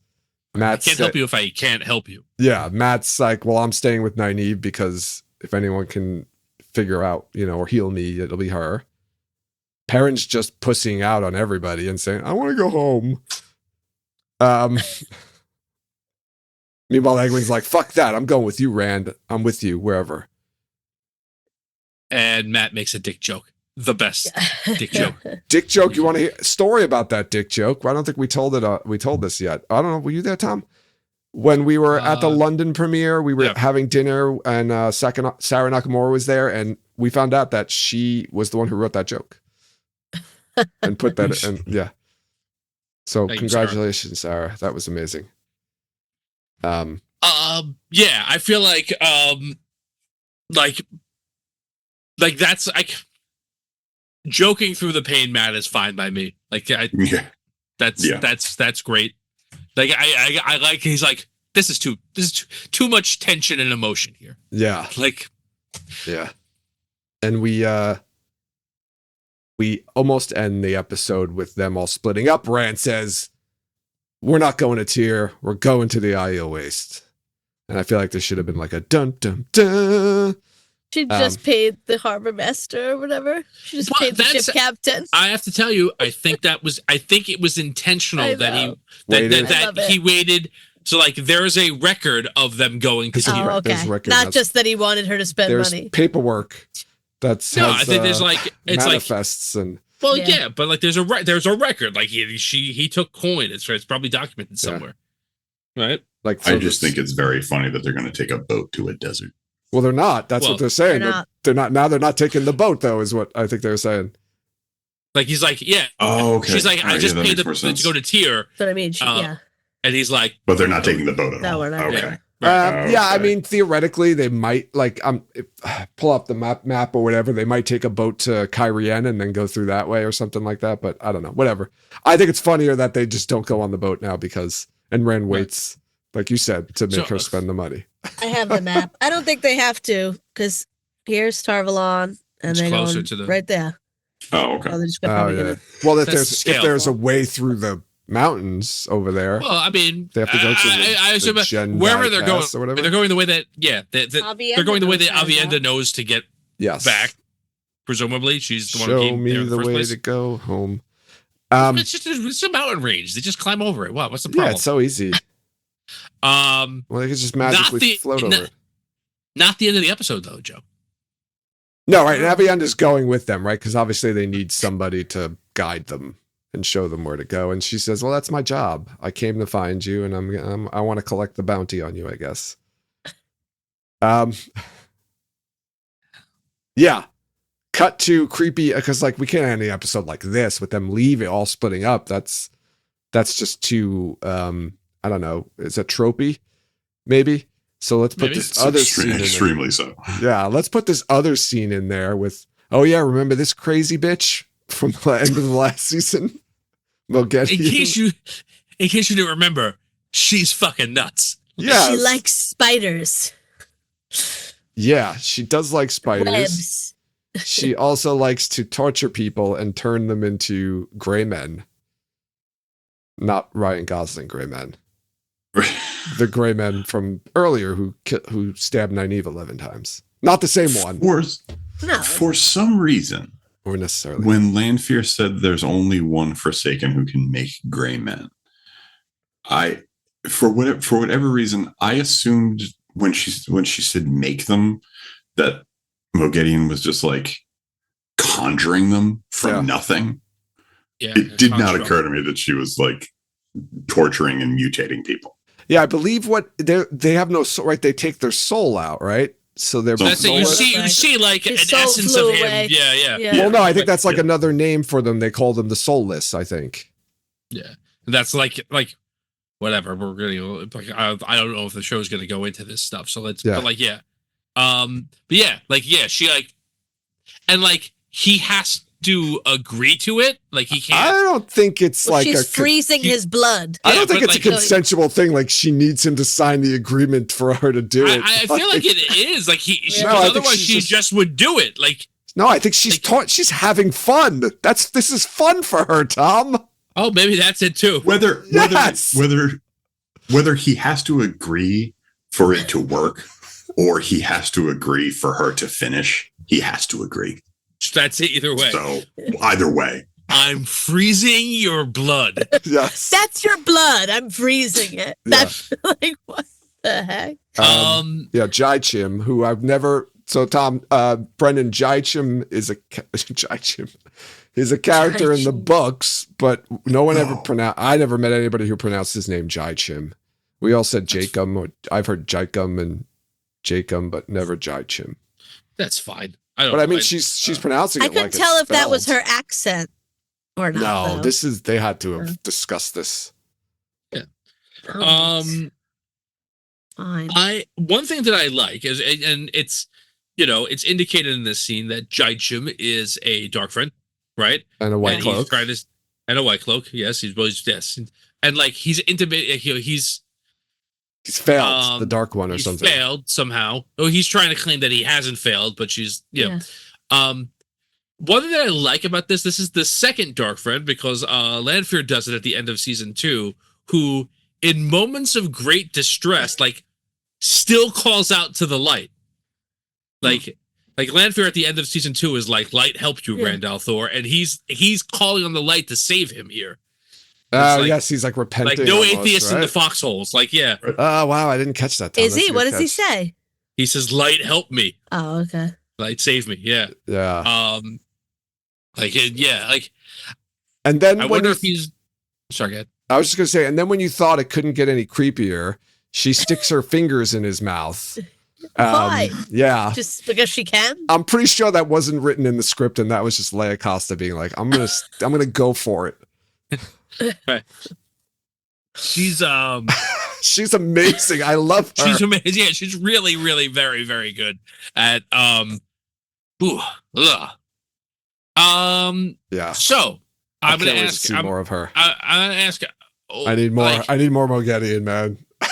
who do you think she's gonna send him after?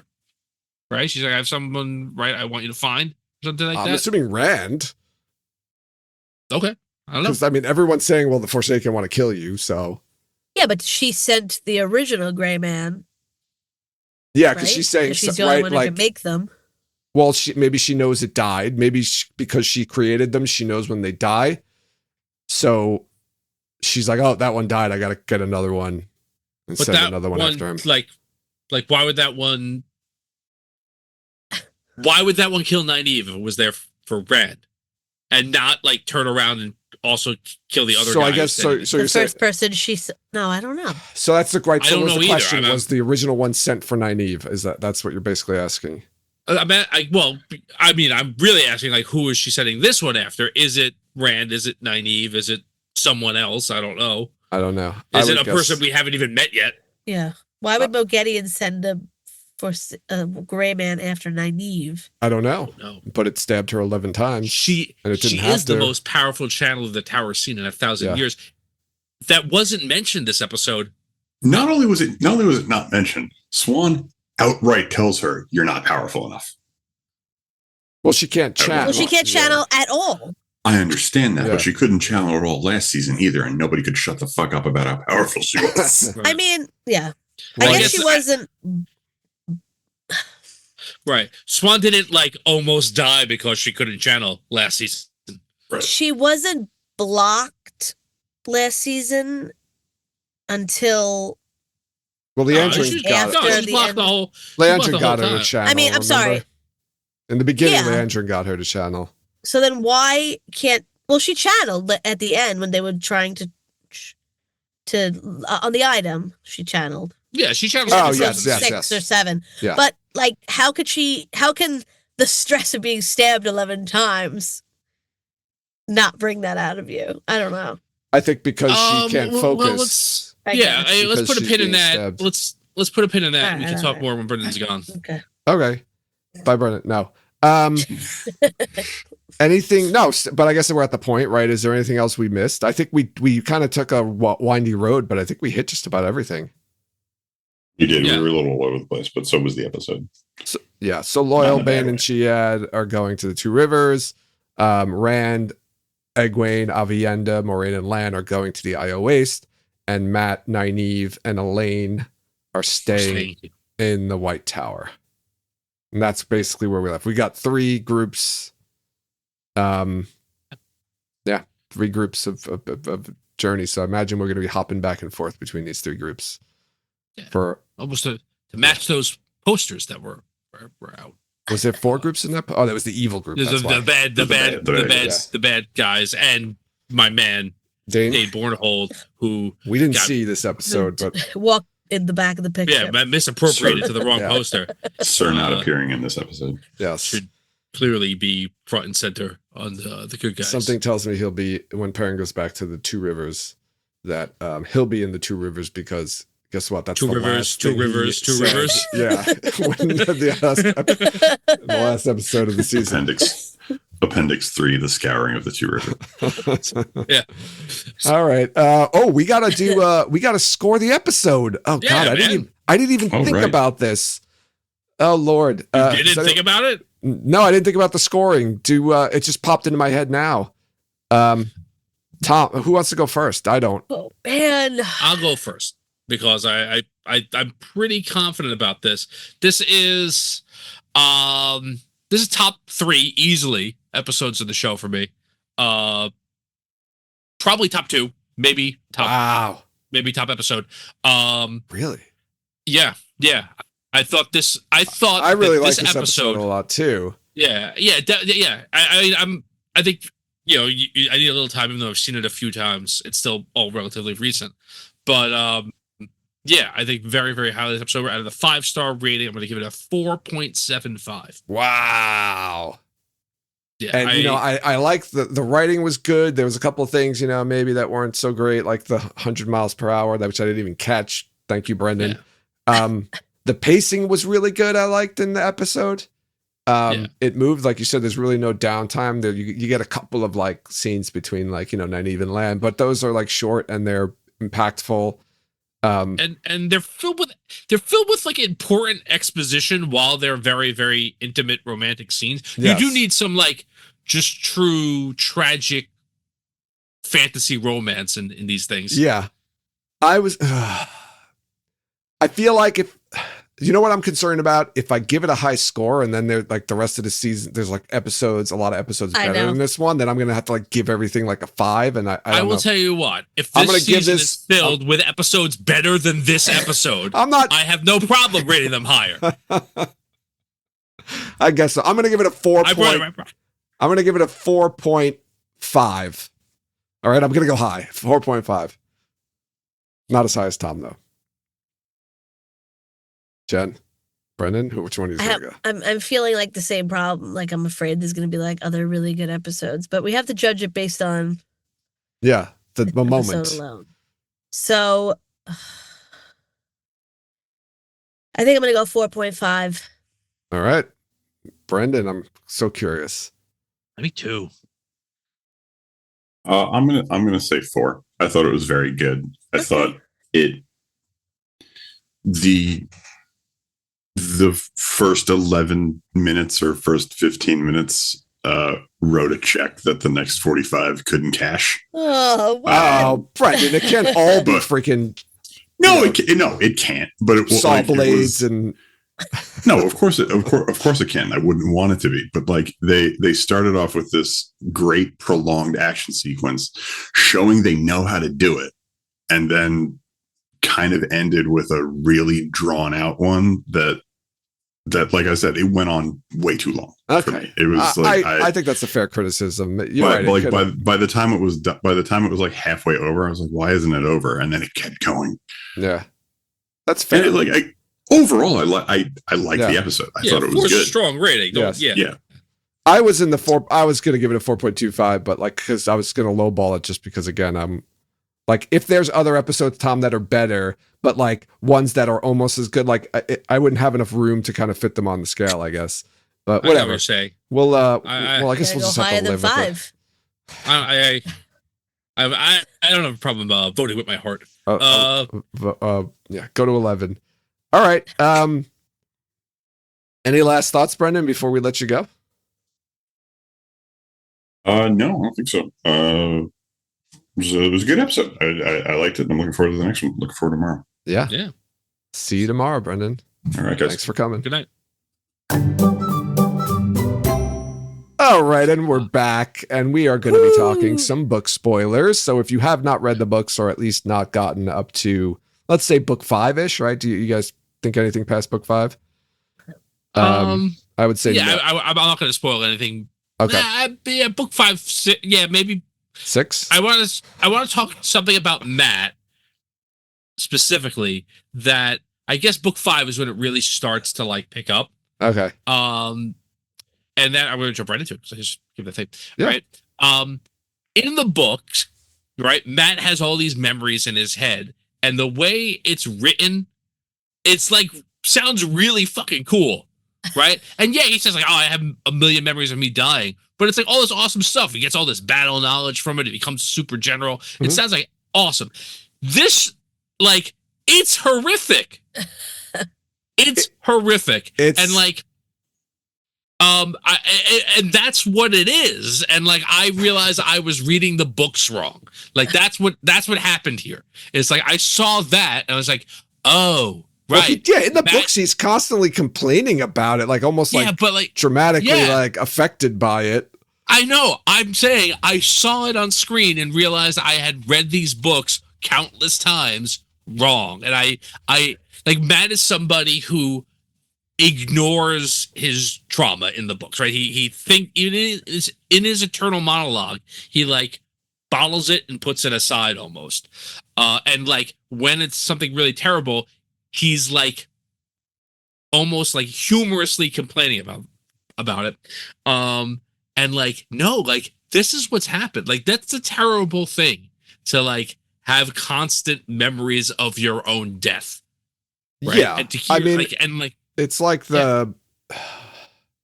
it's like that episode of Buffy when it's like one of the more popular, famous episodes where she can hear people's thoughts.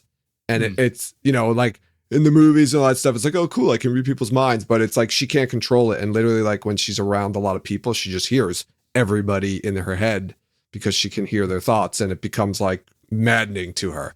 And that's what this made me think of. It's like all these voices are just driving him mad. He can't not hear them. So I'm wondering, like, this is weird, right? Because Nynaeve's gonna cure him, but like he's not really cursed, and it's like a thing from the horn. So I'm kind of curious what you guys think is gonna happen with that. Like, I almost feel like they're going to do like, he's going to learn to like control it maybe. And like, I don't know, do fucking meditation and mindfulness to be able to deal with it. You don't think he's going to like go through the archways and have it go away though? And have them like make it tolerable maybe, so that he does have the knowledge, but not the screaming and pain. Oh. Or they can like adjust it for him. That's why he goes through the archways to try and get this fixed. Yeah. And like, whatever else happens to him happens to him. Yeah. I don't think he doesn't get it fixed. He just deals with it. I think he's got a little squelch knob. Right. I also feel like in the books, like as I was reading them for the first time, I'm like, oh, I can't wait for like the time the three boys get together and like compare, like, try and out crazy each other. Well, right? Here's the funny thing. Like, I have a dead man's voice in my head. I've got a million dead men's voice in my head. I talk to wolves, right? Yes. And like I kept waiting for that to happen, and it kind of does, but it never really does. And like here, they just are like out in the open about like all the crazy shit that's happening to them, and like other people. And I was like, they're so much better adjusted to deal with their trauma on the show. Like, they still have it, but they're like, I liked it a lot. I like it a lot better that like Matt's just kind of open about like, hey, this is what's happening to me. Yeah, and I think like, right, the relationship between Matt and Nynaeve is very different. Yes. Than the books, like extremely, like, right. She's in the book. She's basically treating him like a rowdy child. Right. Yeah, and he's acting like a freaking pain in the ass. Yeah. Right. They're like adults having a conversation. Yes. Instead of her being like, Matt Cawthon. Ugh. Right. Yes. If only you hadn't blown the horn like a wool-headed fool, you wouldn't be dealing with this. Right. Like, like, you could see a little, well, whatever, but I feel like you see a little bit of that, but not anywhere near the book. They're like, she like sincerely cares about him. I know she does in the book too, but like, we don't see a lot of that outwardly displayed. Yeah. Alviarin. Yep. Alviarin was a part of the accepted test, so hanging back, or just one of those, just hanging back there. They freaking, I love how they said her name. She was just like, Alviarin. They said Leanna. She said they said her name for a reason. I don't think that's a throwaway, right? No, we mentioned it. We mentioned it in an earlier episode, but like, just one of the Reds in the beginning is Galena. Yes, the one who gets who's right, one of the sitters who gets knocked down, like with the power. Notice she doesn't get killed; she gets knocked down. But so you think those other sisters knew that she was Black Aja and purposely? I don't know. I don't know if they're gonna like. Leandrin seems to know more than like the people that would be in her heart but like I don't know. Yeah, well, they all did because they were all like, looking at each other, like giving each other the eye when everything was happening. Right. So they all knew who each other were. Yeah, so I don't know if they're doing that or not. Like, so, but like in the books, like you wouldn't necessarily know who's Black Aja or not unless you get like a secret Black Aja assignment to like, do stuff together, which is what happens to Leandra and her team in the books. Like they get an assignment, and they're given to do this. They don't know each other beforehand necessarily. Notice how the Joya and oh god, who's the other one? She was Amiko, right? That's the one that was Zenobia Cloppers, right? She was posting all over Instagram, right? A lot that she was on the show. That's who she's playing? She's Amiko? Yeah, okay. That's her. I didn't realize. She's in like the earlier scenes too. Like she's not a sitter. She's like outside in the hallway. You see her once or so when Alana goes into the hall. And then that's her. I'm pretty sure. Her and Joya get knocked out. Right? They didn't die and they don't escape. And then we get that shot in the trailer where it looks like Elaine and Nynaeve are interrogating her in the tower. Or is it in the I think it's in the preview of the end of this episode that they show that. And I think in the trailer you just saw her sitting in that room in the tower, like looking like she was captured.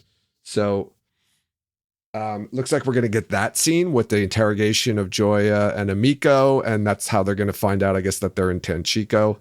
My question is, though, are they going to get killed, do you think? Like, in the book, Slayer comes and kills them, right? Yeah. That is true. Any thoughts on that? Any predictions there? I'm going to say yes. Slayer comes and kills them?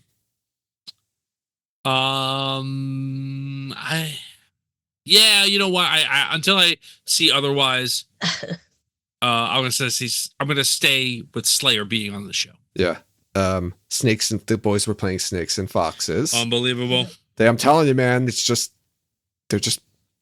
gonna happen this season. I'm telling you. Yeah, it's gonna happen. There's a red stone doorway in the beginning of the episode. That's not just like, there you go, guys. If it was just that, and they didn't play Snakes and Foxes 10 minutes after you see that, I go, maybe that was just like a for the fans. But no, like, yes, they're going through. He's going through. It's gonna happen. You already have the way we made the joke. You know, there's a wolf's head medallion, and he just picks up a bunch of stuff, but never actually gets it. No, they're going through. It's happening. Yeah. The Aviendha and Elaine relationship. How does this change the story? Is it not much? I feel like that's heavily implied in the books. It's just going to be more. Do you think though that you still think that Rand is going to have a relationship with the three of them? I think that Rand and Elaine have a. I think that this episode clearly indicates that Rand and Elaine have feelings for each other, and that's like it's just that they haven't consummated that. And Rand, I think that there's it's. He the only person that in this show that Rand asks to come with him is Elaine. And he's the one she listens to, like. Yeah, and Elaine says, like, you'll always have a friend at Andor, and, like, dramatic pause, and in me. Like, and I don't think that they're necessarily, like. I got a more brotherly, sisterly relationship. Yeah, I'm not saying that. I'm not saying, like, it's like a consummated relationship or anything like that at all, but I'm saying, like, that's there to show that there's a connection between the two of them. Yeah, and he'll be spending a lot of time with Aviendha and Egwene and Lanfear. Right. It seems like this season, so that'll be interesting. I don't know. I think that they don't do the scene at the end of season 2 if they don't intend that this is what. You're right. No, you're 100% right. Like, why put that scene there? Yeah, that Little Mermaid scene there. Yeah, it doesn't. I don't know because he has to be like. It is a Little Mermaid scene, but he also doesn't know who she is. Yeah, but like, yes, who are you? No, but like, then he doesn't need to ask who she is there, and we don't need to have a glowing behind. Right, and we don't need to have like this is the only time that she doesn't like. Right, she just says her name. She's not the daughter heir of Andor. There's no right. It's just like that's there, and I think that anybody who thinks that the show's not gonna do that is just afraid. Like, there's no indication that they're not going to do it. Every indication is that they are going to do it. My whole going to thing be is longer. Yeah. the time, right? It's just the concern of all the time that you're going to need to spend there to make it actually seem to like it makes any sense. Yeah, like we're still like on Lanfear and Egwene. And Egwene, yeah. And then we got to get to Elaine and Avienda and Mid, like that's Min. that's exactly right, Jen. That's like not even they're still close to on happening. Egwene. How are they going to get to the other three? Yeah, and I think that's going to be most of the season. Yeah. But like, yeah, I can't imagine like throwing in an igloo anywhere. I mean, here. I think that's going to be next season. I think. I don't know anymore now. Yeah, I don't know. Maybe he does sleep with Avienda, and then there's like a whole showdown. That seems. There's definitely like, I don't like you. Yes, but I like you. Kind of from vibes. Avienda? Yeah. Yes. I'm not getting any of the vibes that you guys. She gives him a hard time, a particularly hard time. Yeah, it's Tom's saying it's because she likes him, like you're in the 5th grade or something. Yeah, which is what it is in the books, kind of. That is true. She really hates. Yeah, she's very immature in the books, though. Like, yeah, well, she hates him after she goes to the rings because she realizes like what's gonna come for her. And like you could just do that here too. Like Min falls in love with him in part because she knows she's gonna fall in love with him. Yeah. Like that's it. It comes true. Everything comes true. Right.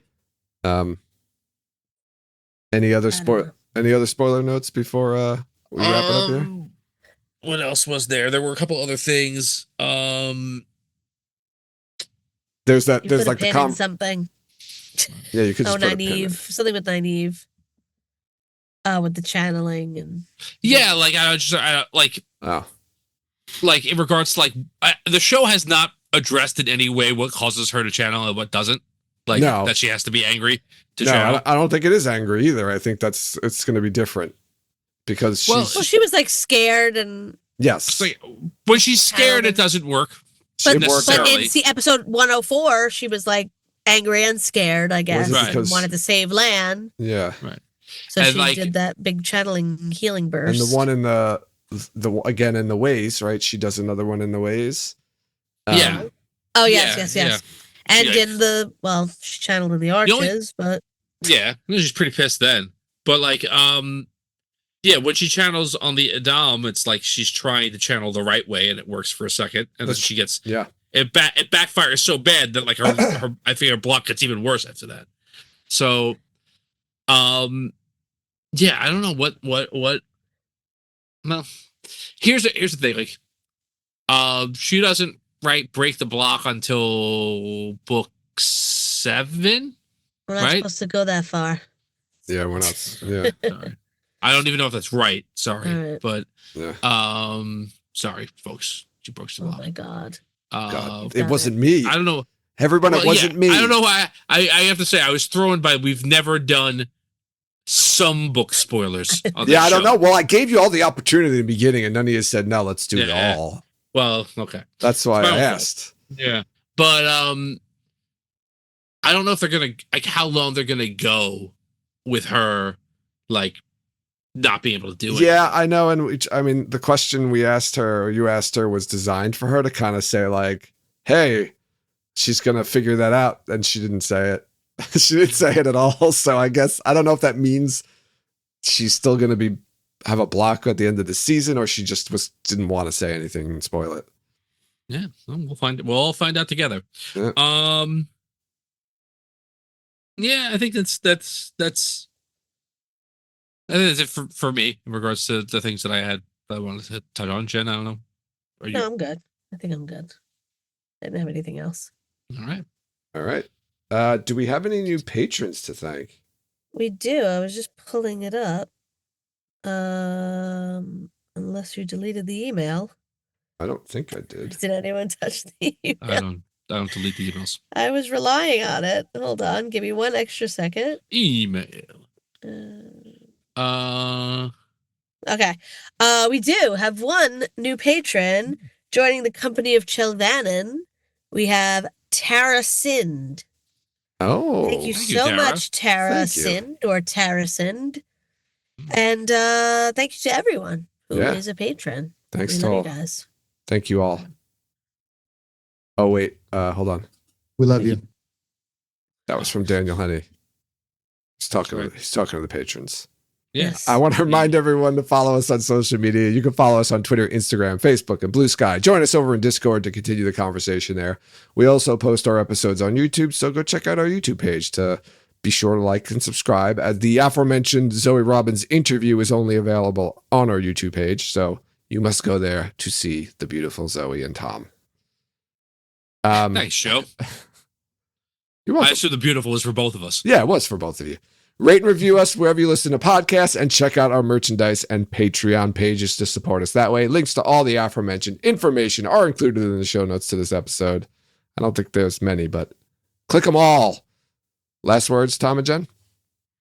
See you in 15 and a half hours. On to episode 2. That's right, Bill Belichick. Thanks, everyone, for listening, and you'll hear us next time.